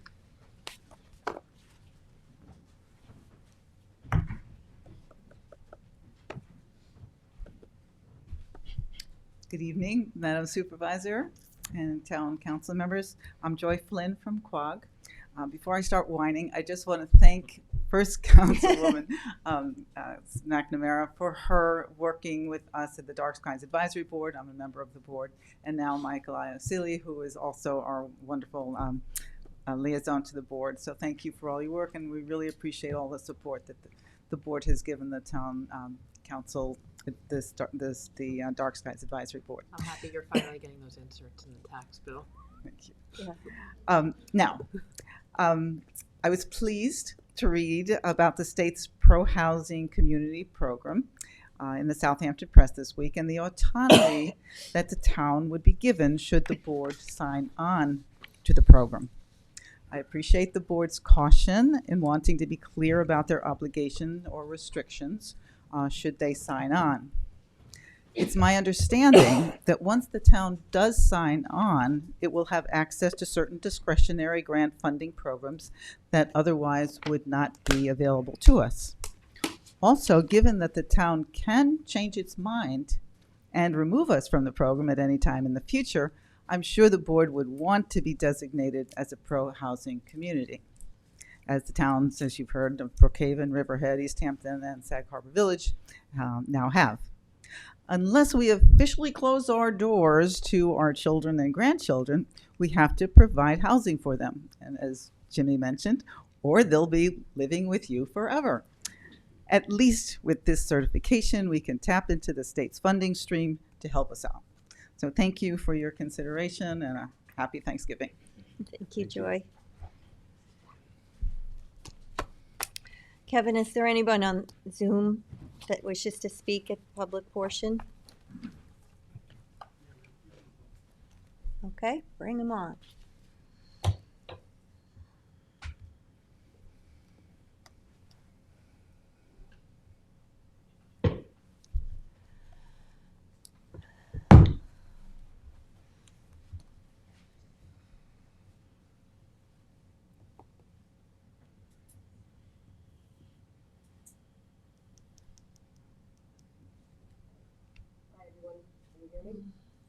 Yes.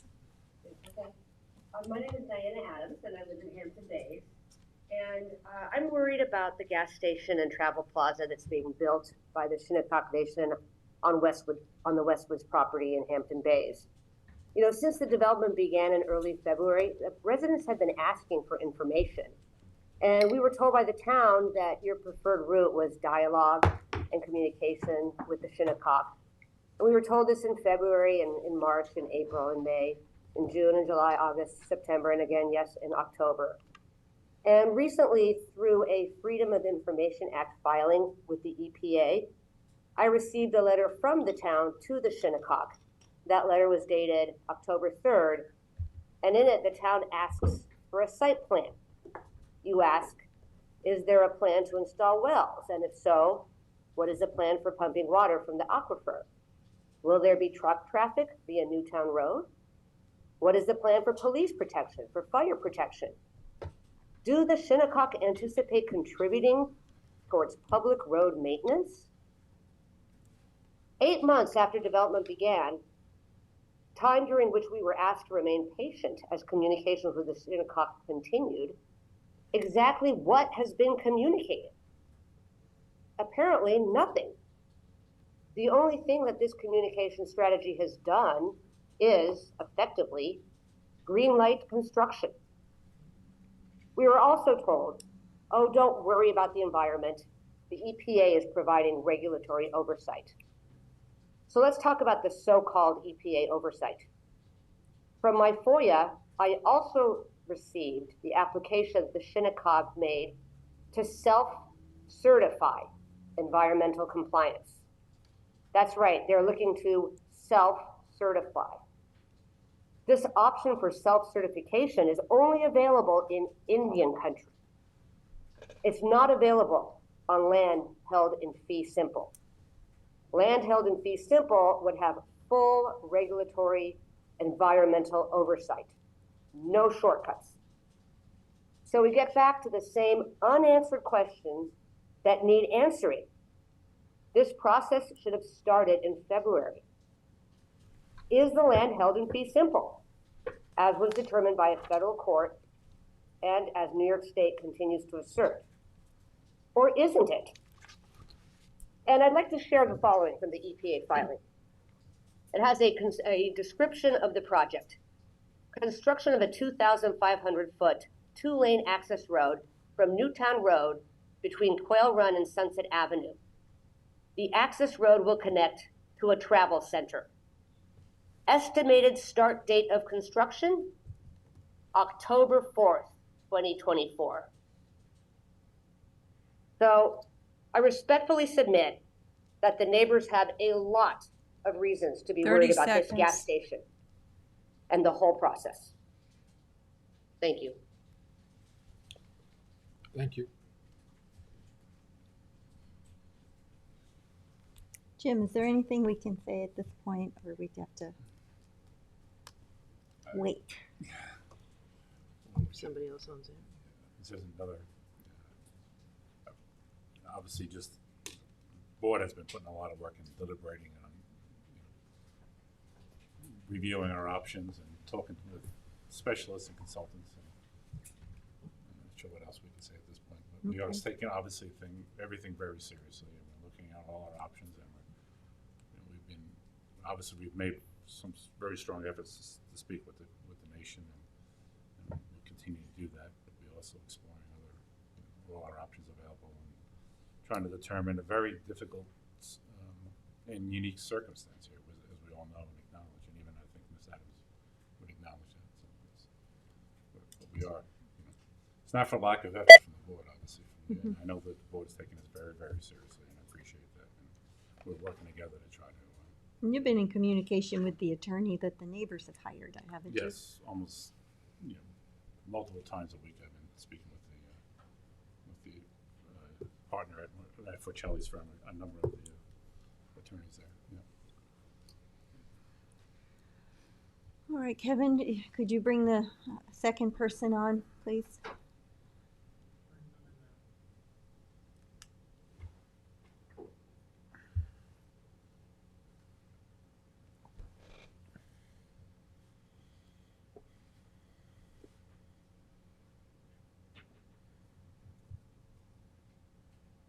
Hello? Hi, can you hear me? Yes, we can. Oh, good. Hi. I can't see you, okay?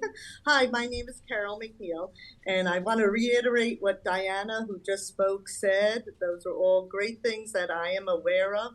I was quite dumbfounded when I also saw the EPA application being dated October 4th, and 90% of it wasn't even filled out. I'm happy to hear that you are taking this very seriously.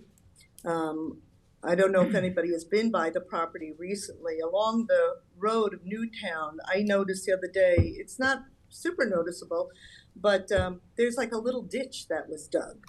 And I don't know what it is going down to.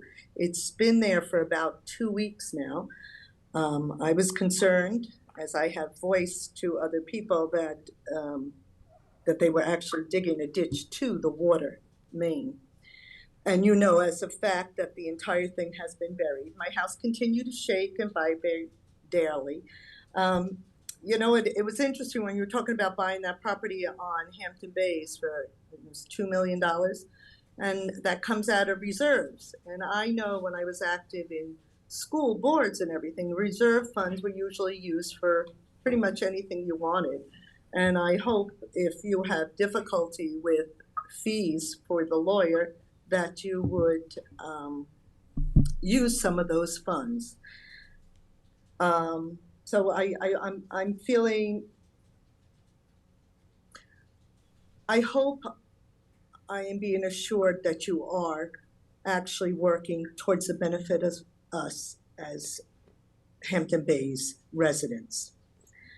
My other thing I just wanted to say about the pro-housing thing, I think it's always good to have affordable housing, but I think what people fail to remember is most people who are leaving Long Island are not leaving because they can't find an apartment. Most people want to own single-family homes, and unless these funds are going to be used for single-family homes, I don't know, who's going to be in those apartments and townhomes. Maybe some young people for a while, but eventually they will want homes that, you're right, they probably can't afford. It took us a very long time. when we had a family to be able to afford a house. But that's all. Thank you again for letting me speak. I just want to keep this alive in your minds about Westwood, and have a very happy Thanksgiving.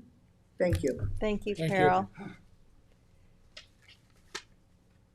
And to her point, the board is, mindful of the need for single-family home occupancy, ownership, and that's the direction that we've been advancing. And to Ms. McNeil's point about taking a long time to purchase a home, it's also would be a good opportunity to keep people in the area with various rentals or other types of configurations until they can get the money to purchase a home. Mm-hmm. There's plenty of reasons, to have different kinds of housing. Yep. Kevin, is there anyone else on Zoom? Okay. Well, if no one else has any other comments, then I move to close the public portion. Second. All in favor? Aye. Aye. Okay, let's move forward with the resolutions.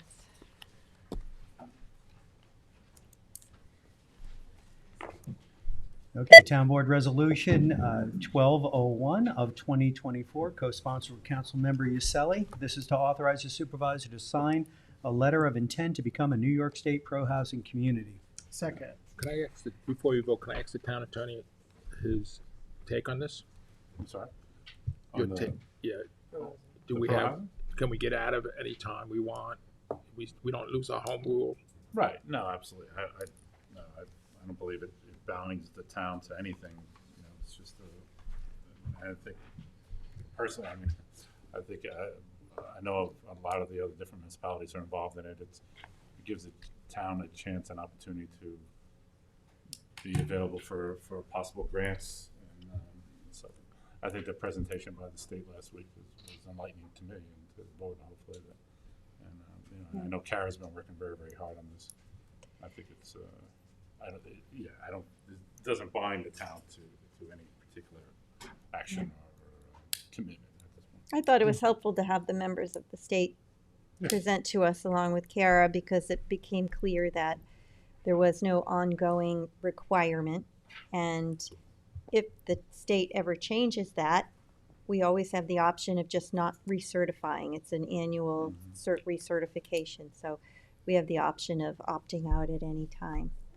And it does allow us to avail ourselves of these grant funds, one of which is through the Empire State Development Corp.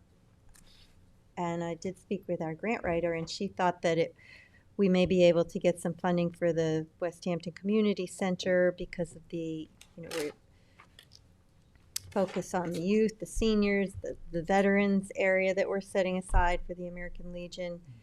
And so I'm hopeful that, if we do approve this resolution, then we'll submit for that grant application.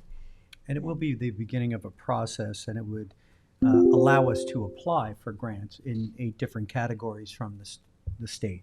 They don't automatically come. You just have to be a part of this program to actually apply. This follows a work session that we had on September 26th. This particular resolution was tabled from October 8th, and then we had a subsequent work session on November 7th. It's now November 26th, the eve of Thanksgiving, or penultimate eve. What is that word? Penultimate? Thank you. Eve of Thanksgiving, and we're taking a look at this. So I certainly urge the board to pass this for a variety of reasons that were stated at the podium tonight. Thank you all for coming in. I appreciate it. I would just like to say, first and foremost, it would be very easy for me to just simply go along with the flow and support this. And, I take my job very seriously, not saying that any of you don't. I tend to really look into things as much as time allows me to. Something that was stated tonight about, housing for our local people, is something that struck me, because in the resolution that we must adopt in order to become a pro-housing community, we must make a pledge to incorporate regional housing needs into local planning, which is bringing people from outside of this town into this town. I'm not saying that's a bad thing. I'm saying it's something that we need to look at. I had asked at our work session when the state was here, I had asked for the wording of the budget language that mandated that we be a pro-housing community in order to apply for this grant funding. It took a week and a half for me to get that funding from the state, from that wording from the state, and that wording stated that the funding may be conditioned upon certification by the Division of Housing and Community Renewal that the municipality is a pro-housing community. Not must, may. So I'm not sure where legally we are required to do this. And I'm not saying that we shouldn't do this. I am simply asking what the rush is. As I spoke to our land management director today, and I asked again if she had been brought into this process and understood the work that was involved. As the state officials stated, is it's a lot of data that needs to be collected and shared with the state. I asked her if she was prepared to do that, if she knew what she had to, and she again has not been brought into this process on this. And the reason why I question this is because other states around us have started this process in this manner with incentive-based zoning. And there are currently 21 municipalities in New Jersey suing the state because meeting their required housing obligations is considered to them an unconstitutional, unfunded mandate. New Jersey. New Jersey, yes. In some cases, municipalities can't meet their housing obligation without overriding environmental protections. Massachusetts went down this road, and they signed the MBTA Communities Act into law in 2020. The town of Milton was then required to zone as of right 2,461 multifamily units in Milton, 50% within 1/2 mile radius of the 4 trolley stops, and 50% elsewhere in Milton. They had until December 31st, 2023 to do so. In order to stay in compliance with that state requirement, the town board adopted a zoning code that complied with it. Town residents then collected nearly 3,000 signatures and forced a town-wide referendum. Just On this Febu- is Can I- Massachusetts, can I- right? yes, it is, and Sure. I'm I just want to. continuing. So I understand because you were talking about New Jersey. Now Yep. you're talking about Massachusetts. Yep. Go on. They collected 3,000 signatures. They forced a town-wide referendum. On February 14th, the residents voted overwhelmingly to reject the zoning. On February 27th, 2024, the Massachusetts Attorney General filed a lawsuit against the town of Milton for noncompliance with the MBT Act, and Milton has since lost access to 13 grant programs that they had relied on. I'm saying this because, yes, these are other states, but there are long-term consequences to what we do. We are a pro-housing community. We do not need a designation from the state to be a pro-housing community. We are one. We utilize our community housing fund. We have local zoning in place that both protects our community character and allows us to grow in places and ways that make sense. This pro-housing community designation is for the town. It is for the hamlets. It is for the town outside of the villages. I would urge, if we are going to go forward with this, that we get a consensus and get the villages to opt in on this, because quite frankly, our hamlets are tired of being the guinea pig in this town, as they have been with cannabis and other issues that have come forward. So we are a pro-housing community. So I take offense when people say that we need this designation from the state in order to do the right thing by our residents and to keep our communities here. We are doing that. We do that on a daily basis. We work within our zoning, we work with our local funding, and if there are grants that this town board feels that we need and we have to, we want to put in an application, we are free at that time to put this letter of intent in place with that grant application, and we are eligible to apply. This is not something that has to be done today. So all I'm asking for is including our land management department, looking at this holistically, getting the villages involved, and then yes, if there is a grant that makes sense for this town board to apply for, we had a resolution on within 2 weeks. This can be done within 2 weeks. We can call a special meeting before a work session, and we can do it any week of the year to apply for those grants. So this is not something that I'm saying we shouldn't do. I am saying something that we should take more time with and we should look at. And if you were telling me today there is this amazing grant opportunity that we want to submit tomorrow and we need to have this letter in, I would probably think differently, but there is nothing pending currently, and I would like to wait on Well, this. that's not true because I did say that there is a grant through the Empire State Development for the West Hampton Community Center that we could apply for right now. So, as you said, we're already doing these things. Why not get some benefit from it other than just feeling good about doing it?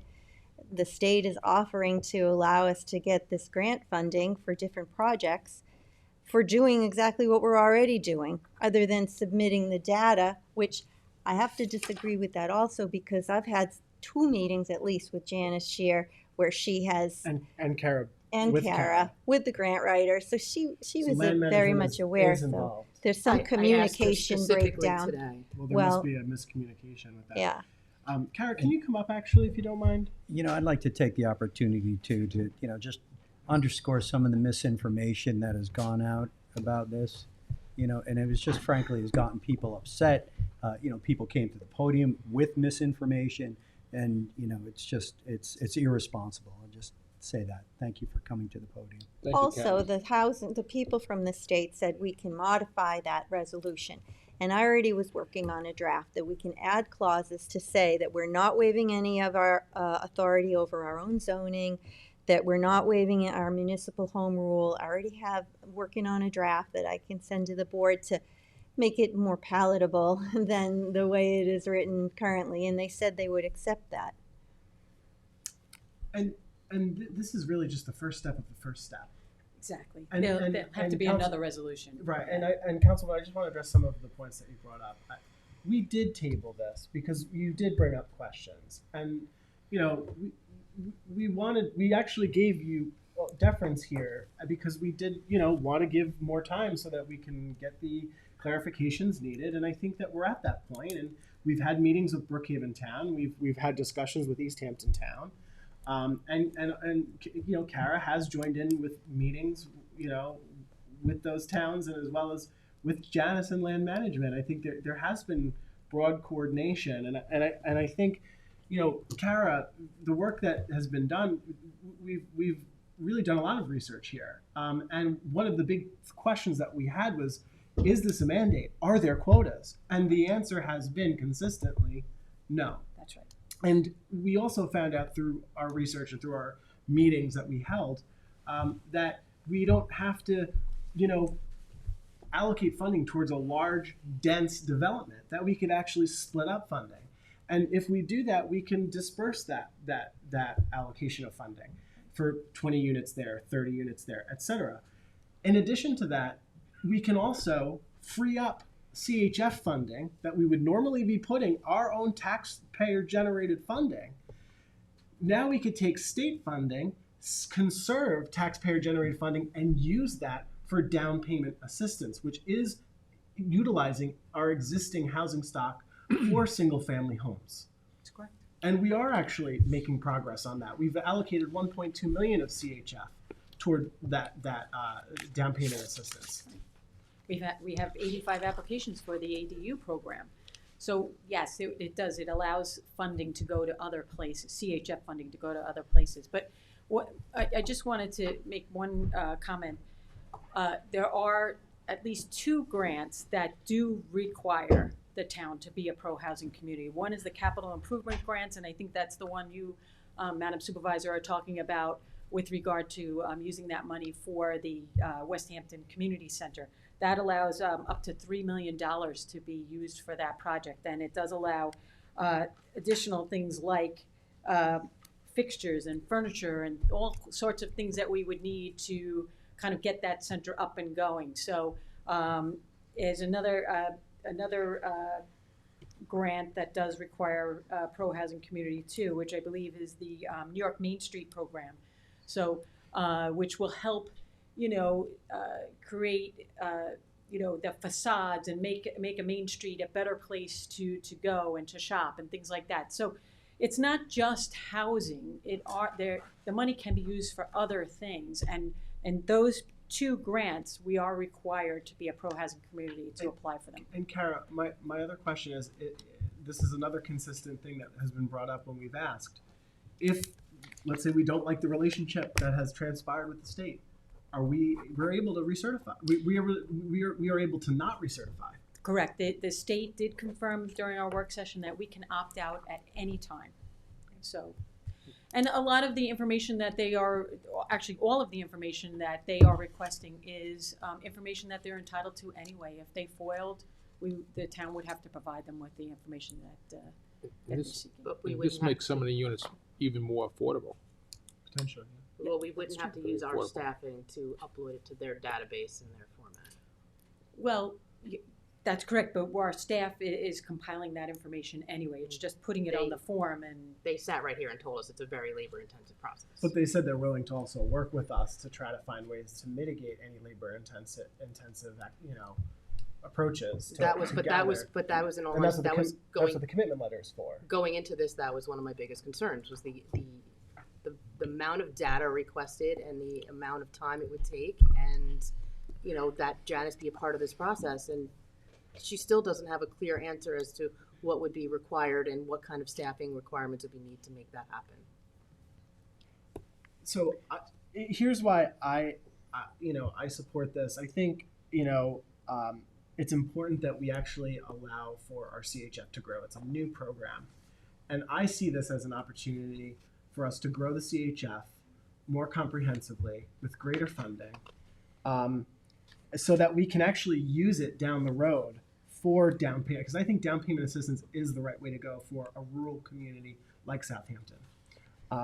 Because we do have to be conscious of overdevelopment. I think that is a legitimate concern amongst all the hamlets, that they are concerned about overdevelopment, and it's a very real concern. I acknowledge that, but if we are able to find ways to offset some of the funding for the various projects that are down the road, and for the West Hampton Community Center, et cetera, we will be able to make the American dream alive again by ensuring that CHF funding stream is more adequately funded. And I that's why I support this. And I think we do need to make a dent. There are a lot of workers, the working class of Southampton, are struggling, and I think we need to address those issues. The state has allocated over $650 million for this program. They clearly would like to see homes for people.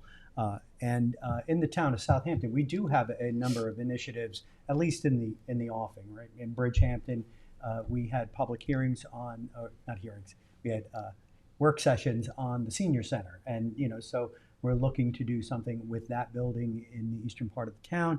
Our housing authority as well, we've just signed over a parcel in Watermill. They are going to need funding to do, what they're going to do.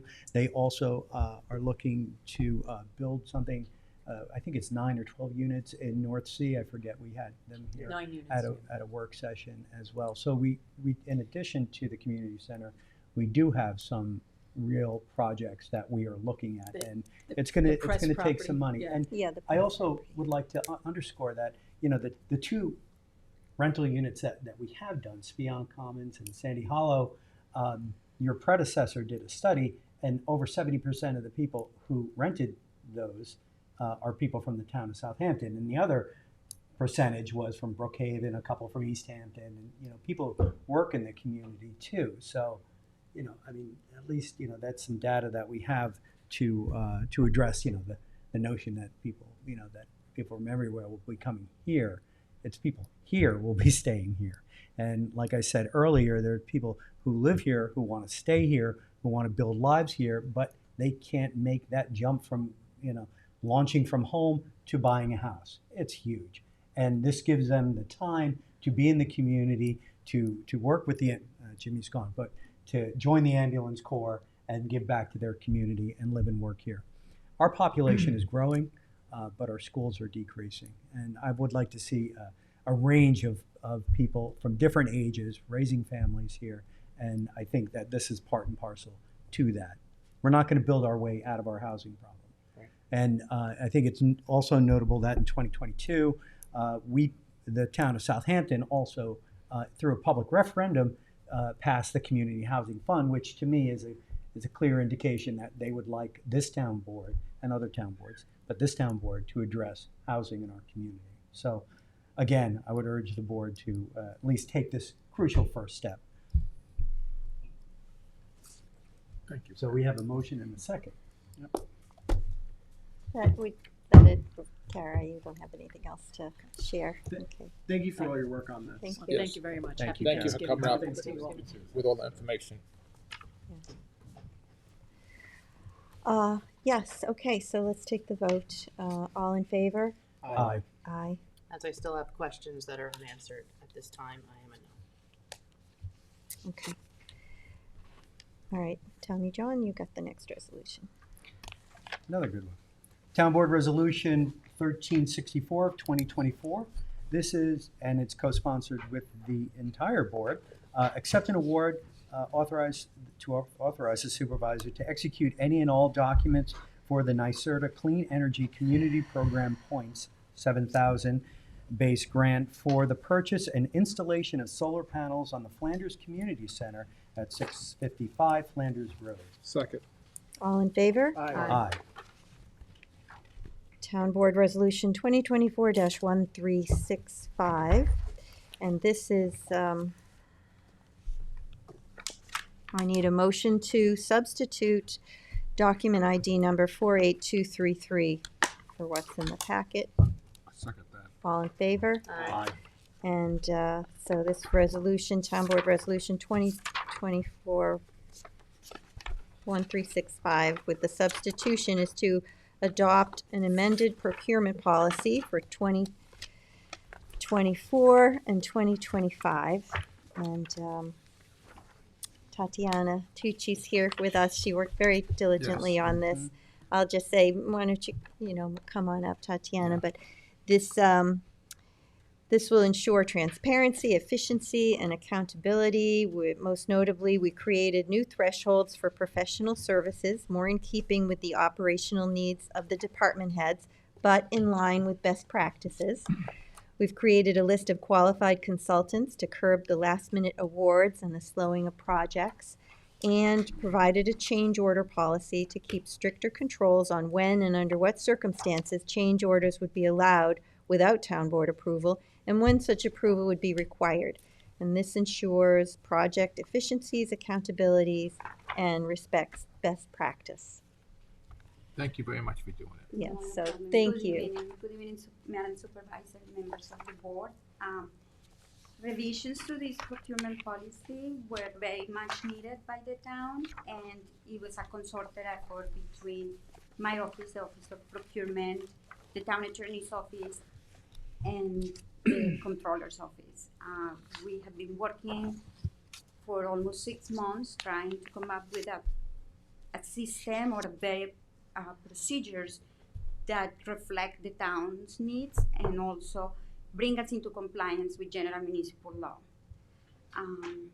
We focus mainly on revisions to our professional services, the way we procure them, and include a new category from $75,000 to $125,000, where we require now for department heads to provide 3 quotes.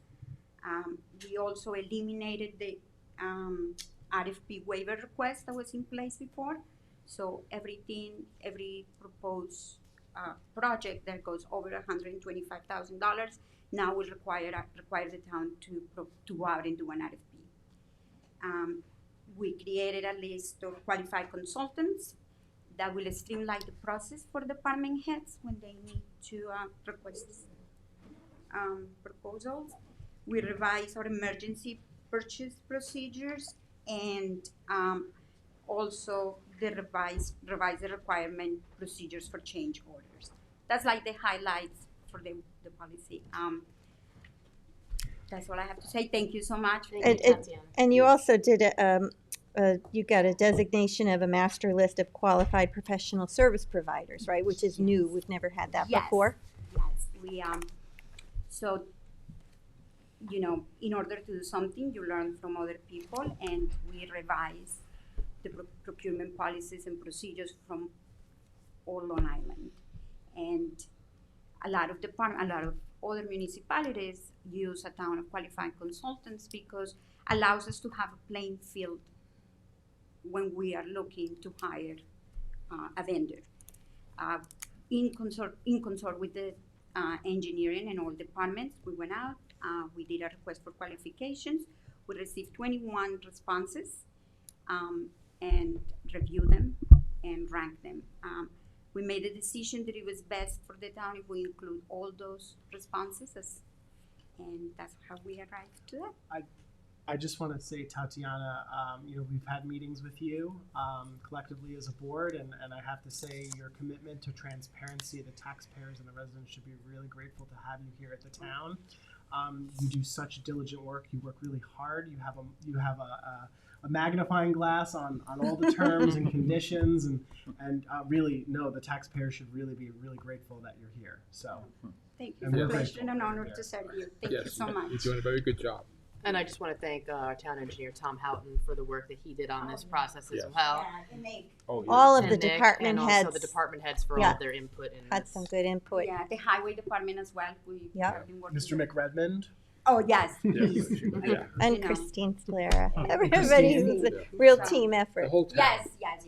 This, But you were the The point I would leader. say, a very Colombian expression, I'm the head and everybody is the neck. The head doesn't go anywhere without the neck. Yes. So thank you. Thank you. Cute. This is great. Did someone It's second great. that? It's great. Second. Yeah, the shoe was a good one. Oh, yeah. You would All think she's right. doing this job for 20 years. She's phenomenal. Sorry, who was the second? All in Aye. favor? Aye. Aye. 30, page 30. Town Board Resolution 2024-1366 to authorize the purchase of snowplow and spreader parts from Suffolk County contract with Trias, Inc. Second. All in favor? Aye. Town Board Resolution 2024-1367, co-sponsored by Councilman Scavone, to authorize purchases of Tesla electric vehicles from Tesla, Inc. Second. All in favor? Aye. Town Board Resolution Oh, 13. yeah. I have just- it, yeah. I personally, I just, I mean, I'm going to support this, but I think that we have to. We didn't all vote. We didn't all vote. I have an issue. I want to make sure that in the future where we are looking at universal compatibility with electric vehicles, there's a lot of market space with respect to EV, and Tesla is just one little aspect of the marketplace. And specifically as it pertains to the chargers, there are unique chargers that you have to use for a Tesla. If you have a regular Well, Toyota, Tesla can use any charger. Only Tesla If you have the can adapter. use the Tesla charger. if you have the adapter. Well, I may be able to answer some of it. Yeah, sure. Tesla's not my favorite car either. Yeah. But we did ask Tom. Yeah. One is being bought from, going to be, we pay for it, then we're going to be get reimbursed from a grant. The second car, he has money left over in that line. If he doesn't use it, he's going to lose it. He does not have to buy that, he said. He Okay. could buy another car if he Okay. wanted to. But at the last board meeting, we voted to, extend the contract with Tesla for Yeah. purchases of Okay. Tesla. And I did ask Tom about what are the other electric vehicles we could choose from, and he said from the American-made vehicles, he gave me a list, but he said of those models, the Tesla, the Bolt, and the Mach-E from Mustang are on the lower end of the price range. Yeah. The Bolt has been discontinued.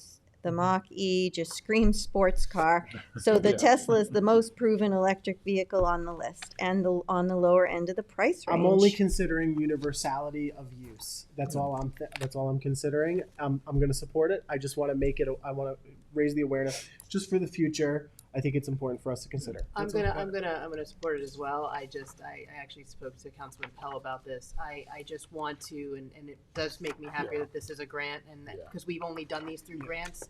I would like to bring Tom in at some point and have a conversation about maintenance and cost and how reliability is, especially in the wintertime, with distances and what they're using these vehicles for, just so that we have, now that we've had a few for at least a year that I'm aware of. I think he said we had two already. Yeah, we No. have two. Yes, we Yeah. got them through grants. Yeah, they're not- And they're that's not- what at that least- question came up about the And it's the bottom model.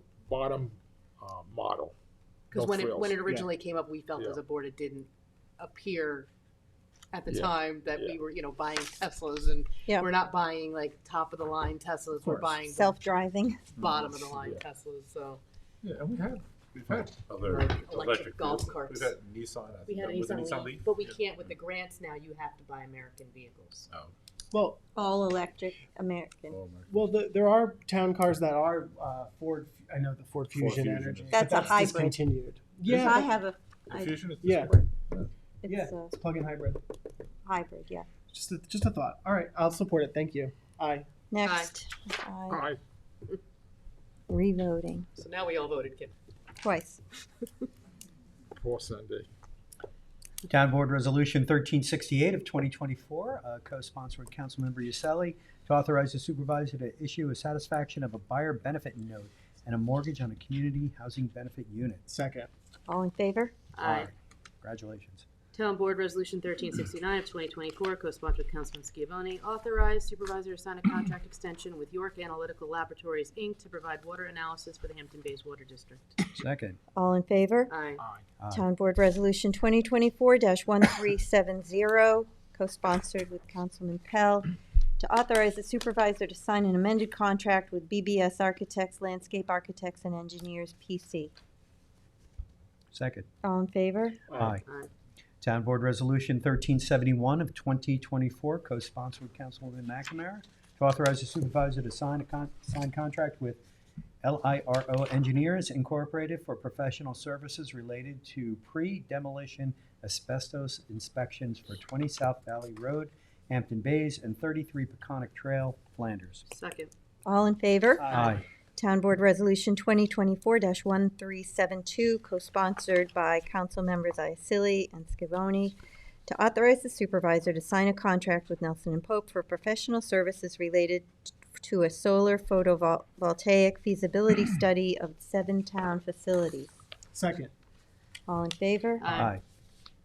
Town Board Resolution 2024-1373, co-sponsors Scavone, McNamara, and Moore, authorized supervisor to sign contract with the Rayner Group, PELS, PLCC, to provide professional engineer design service for the new sanitary system at Parker Golf Course. Second.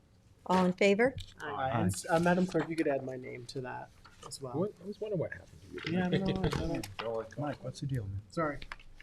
Town Board Resolution 2024-1374, co-sponsored with Scavone and Moore, authorized supplement funding for Whisper Field Court Farm runoff redeemed WQIP project from the 2024 Water Quality Fund.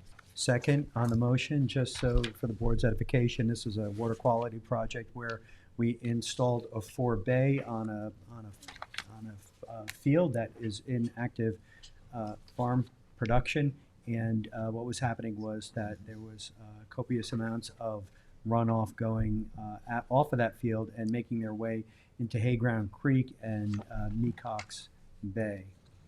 So this is an extra $5,675 to complete that project. Thank you. All in favor? Aye.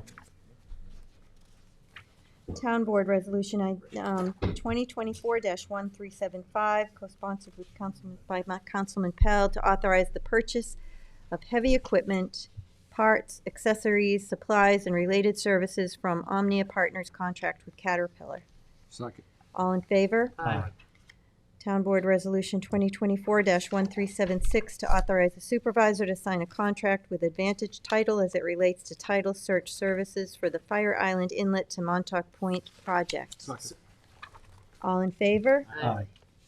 Town Board Resolution 2024-1377, authorized supervisor to execute no-cost contract extension with L.K. McLean, Associate Engineer and Survey, DPC, Engineer Design, and Permitted Service at Bay Avenue East, Hampton Bays. Second. All in favor? Aye.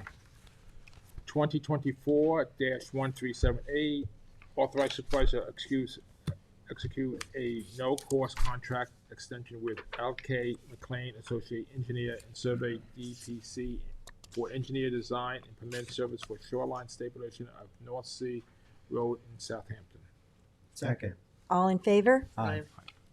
Town Board Resolution 2024-1379, authorize the supervisor to execute a no-cost contract extension with L.K. McLean Associate Engineer and Survey DPC, provide engineer and technical service associated with the town FEMA Advanced Assistant Funding for feasible study and material to support the grant application for FEMA Hazardous Migrant Grant Program, HMGP, for Dune Road. Second. All in favor? Aye. Town Board Resolution 2024-1380, authorized to execute a no-cost contract extending with L.K. McLean Associate Engineer and Survey DPC to provide engineer design and permitting and construction support service for the replacement of Jobs Lane Bridge in Bridgehampton. Second. All in favor? Aye. Town Board Resolution 2024-1381, co-sponsored by Councilman Scavone, to authorize the supervisor to execute a no-cost extension of term of contract for the traffic engineering review services of the traffic analysis for the site plan application of Hampton Business District, Phase 5-245 Rogers Way with L.K. McLean Associates, PC. Second. All in favor? Aye. Town Board Resolution 1382 of 2024, co-sponsored by Councilman Schiavone, authorize the supervisor to execute an agreement with Young Associates for a survey for LJ Limited located at 1065 Millstone Road, Noyak. Second. All in favor? Aye. Aye. Town Board Resolution 1383 of 2024, co-sponsored with Councilman Schiavone, authorize the supervisor to sign a contract with Johnson Control Security Solutions for alarm system monitoring and maintenance at Tiana Life Saving Station, 70 Dune Road, Hampton Bays, New York. Second. All in favor? Aye. Town Board Resolution 1384 of 2024 is to authorize the supervisor to sign a master services agreement with Forerunner Technologies. Second. All in favor? Aye. Town Board Resolution 2024-1385, co-sponsored by Councilmember Iacilli, to authorize the supervisor to sign an agreement with Briscoe Protective LLC for fire alarm monitoring at Red Barn, 6 Newtown Road, Hampton Bays, New York. Second. All in favor? Aye. Town Board Resolution 1386 of 2024, co-sponsored with Councilman Schiavone, authorize the supervisor to submit the U.S. Department of Energy Clean Energy Efficiency and Conservation Block Grant. Second. All in favor? Aye. Town Board Resolution 2024-1387, award and authorize the supervisor to sign contract for Bay Drive bulkhead and rehabilitation with Chesterfield Association, Inc. Second. All in favor? Aye. Town Board Resolution 2024-1388, co-sponsored by Councilmembers Pell and McNamara, to award and authorize the supervisor to execute a contract for heavy-duty truck parts, Class 5-8 trucks. Second. All in favor? Aye. Town Board Resolution 2024-1389, which is the designation of a master list of qualified professional service providers. Second. All in favor? Aye. Thank you again, Tatiana. Yes. Town Board Resolution 2024-1390, to recall and amend Town Board Resolution 2024-1296, authorizing the supervisor to extend a professional service agreement with Leonard J. Marchese, MBA, CPA. This just splits up the cost centers. Second. All in favor? Aye. Town Board Resolution 2024-1391, recall and amend Town Board Resolution 2024-933, authorize supervisor to sign a contract with L.K. McLean Associate Engineer and Survey DPC for professional engineer design and permit service for the Bay Drive Hampton Bay bulkhead replacement. Second. All in favor? Aye. Motion to amend Town Board Resolution 2024-1392, co-sponsored with Councilman Schiavone. 2025 notice to bidders for printing and mailing of Hampton Bays Water District bills. I'll second it. What's the amendment? The amendment is simply changing the date of the notice from January 9th to January 8th. So all in favor of the amendment? Second. Aye. Aye. Aye. Okay, and then Motion to amend, a motion to Pass as amended. adopt as amended. Who's gonna second that? Second. All in favor? Aye. Town Board Resolution 2024-1393 to amend the 2024 adopted budget for transportation and traffic safety. Second. All in favor? Aye. Town Board Resolution 2024-1394 to amend the 2024 budget for various departments. Second. All in favor? Aye. Town Board Resolution 1395 of 2024 authorized funding for Dark Skies Advisory Committee. Second. All in favor? Aye.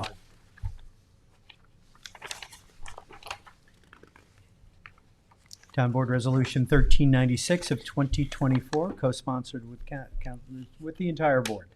This is to consider the adoption of annual CPF pilot payment plan 2024-2025 tax year. Second. Oh, sorry, there was And another the one. annual CPF pilot payment plan 2024-2025 tax year. Second. She really wants to get done. Oh, there's a space there. All in favor? Aye.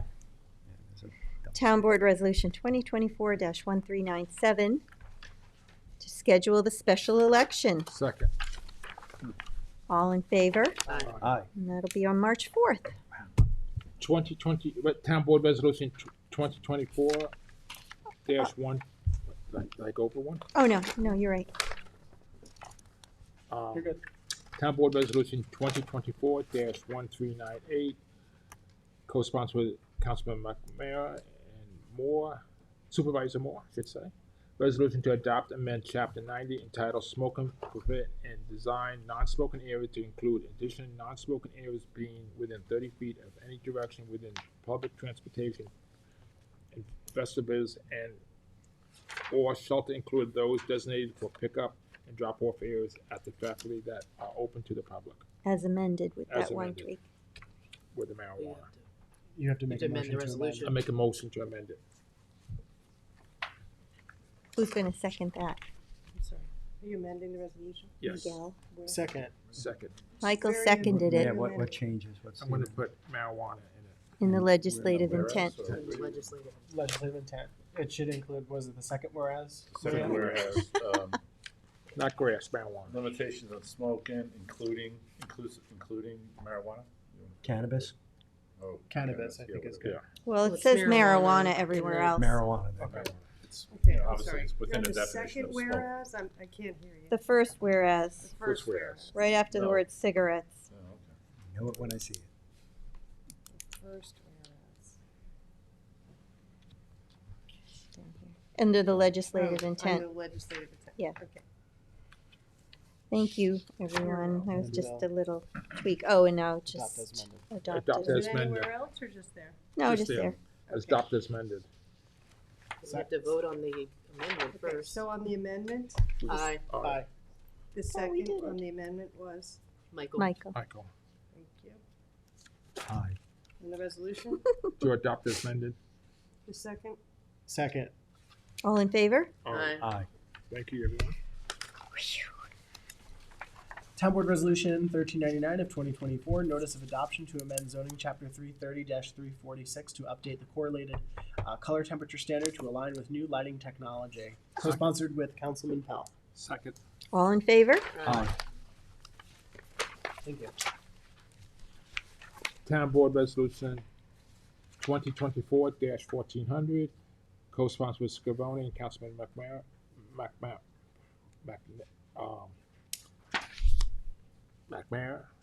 authorized funding to rebate Also. septic system with extended second term for the 2024 Community Preservation Fund septic rebate monies. Second. All in favor? Aye. Town Board Resolution 1401 of 2024, co-sponsored with Councilman Iacilli. Waive showmobile and bathroom trailer fee for East Quogue Fire Department holiday on main event. Second. All in favor? Aye. Aye. Town Board Resolution 1402 of 2024, co-sponsored with Councilman Schiavone. Release of maintenance bond in connection with the site plan of PC Richard and Son. Second. All in favor? Aye. Aye. Town Board Resolution 2024-1403 to appoint Colleen Toohey Jones to website manager in the Citizens Response Center. Second. All in favor? Aye. Congratulations, Yes. To do a good job. Colleen. Town Board Resolution 2024-1404 to appoint Kathleen Powers Vermeulen to Graphic Supervisor in the Citizens Response Center. Second. All in favor? Aye. And congratulations to Kathleen. Town Board Resolution 2024-1405, co-sponsored by Councilwoman McNamara, to appoint Daryl Ballmer to Assistant Town Parks Director position from the Civil Service list. Second. All in favor? Aye. We're also happy about that, right? Congratulations, Congratulations, Daryl. He'll do a good job. Town Board Resolution 2024-1406 to appoint, oh, we did that already, and we did the next one. All right. Town Board Resolution 2024-1408 to appoint Salvatore Gerbino to Fire Marshal 1 position in Community Preservation. Second. All in favor? Aye. Actually, can I be added as a co-sponsor? Congratulations on that. Madam Clerk? Thank you. Town Board Resolution 2024-1409, co-sponsored by the entire board, to notice a public hearing for the funding of water quality improvement project for the Suffolk County Water Authority water main extension project at Old Country Road in the hamlet of West Hampton. Second. All in favor? Aye. Town Board Resolution 2024-1410, co-sponsored by Council Members Scavone and Pell, to notice a public hearing for water quality improvement project requested by the Town of Southampton Highway Department for stormwater remediation for Long Neck Boulevard in Flanders. Second. All in favor? Aye. Town Board Resolution 2024-1411, co-sponsored by the entire board, to notice a public hearing on the acquisition of 59 Montauk Highway in the hamlet of West Hampton, and to amend the CPF management and stewardship plan to include the property. Second. All in favor? Aye. Oh. Town Board Resolution 2024-1412, co-sponsored by Council Members Iacilli and Pell, to authorize the purchase of the real property located at 133 West Montauk Highway in Hampton Bays. Second. And just supporting this because we need the space. We don't know what for. No, for all the things we said. You know, when it first came up at the work session and I was talking about the building department going there, I think you had said that would be a great spot for public safety, because they outgrew their space, they say, the day they moved in. But they're able to move some staff here, which basically Well, only the two new ones. increases services east of the canal and also, frees up some space. But I thought they were only moving the two new hires here. Anyway, we'll take the vote. All in favor? Aye. Aye. no. Town Board Resolution 2024-1413 to amend the 2024 adopted budget for the purchase of real located at 133 West Montauk Highway, Hampton Bays, New York. Second. That's to allow the transfer of the funds Kelly mentioned. out of the, what's currently, as of now, $57 million in surplus. Bye, thanks. All in favor? Aye. Who's the No. second? Who's the second? I seconded that one. And then we have the walk-ons. Sunday, you got my no on that, right? Sunday, you got my no on that. I'm sorry. You got my no on Cindy that. voted I no. did, Thank yes. You've got the first one. Town Board Resolution, or docket ID number 48212, to recall and amend Town Board Resolution number 2023-395 and 2024-889, and award and authorize the supervisor to sign contract for requirements contract for security camera network infrastructure maintenance. Second. All in favor? Aye. And we'll schedule a work session for 12/5 on the public assembly one. I'll let Janice know in the morning. And the last resolution is number 48246, which is the warrant number 22. Second. All in favor? Aye. All right. Well, I believe that's that's it. So thank you, everyone, for coming and expressing your thoughts. And Supervisor, if I could, yes? I'd just like to say that, you know, as a member of this town board, I have never missed a town board meeting. I will be missing the next town board meeting.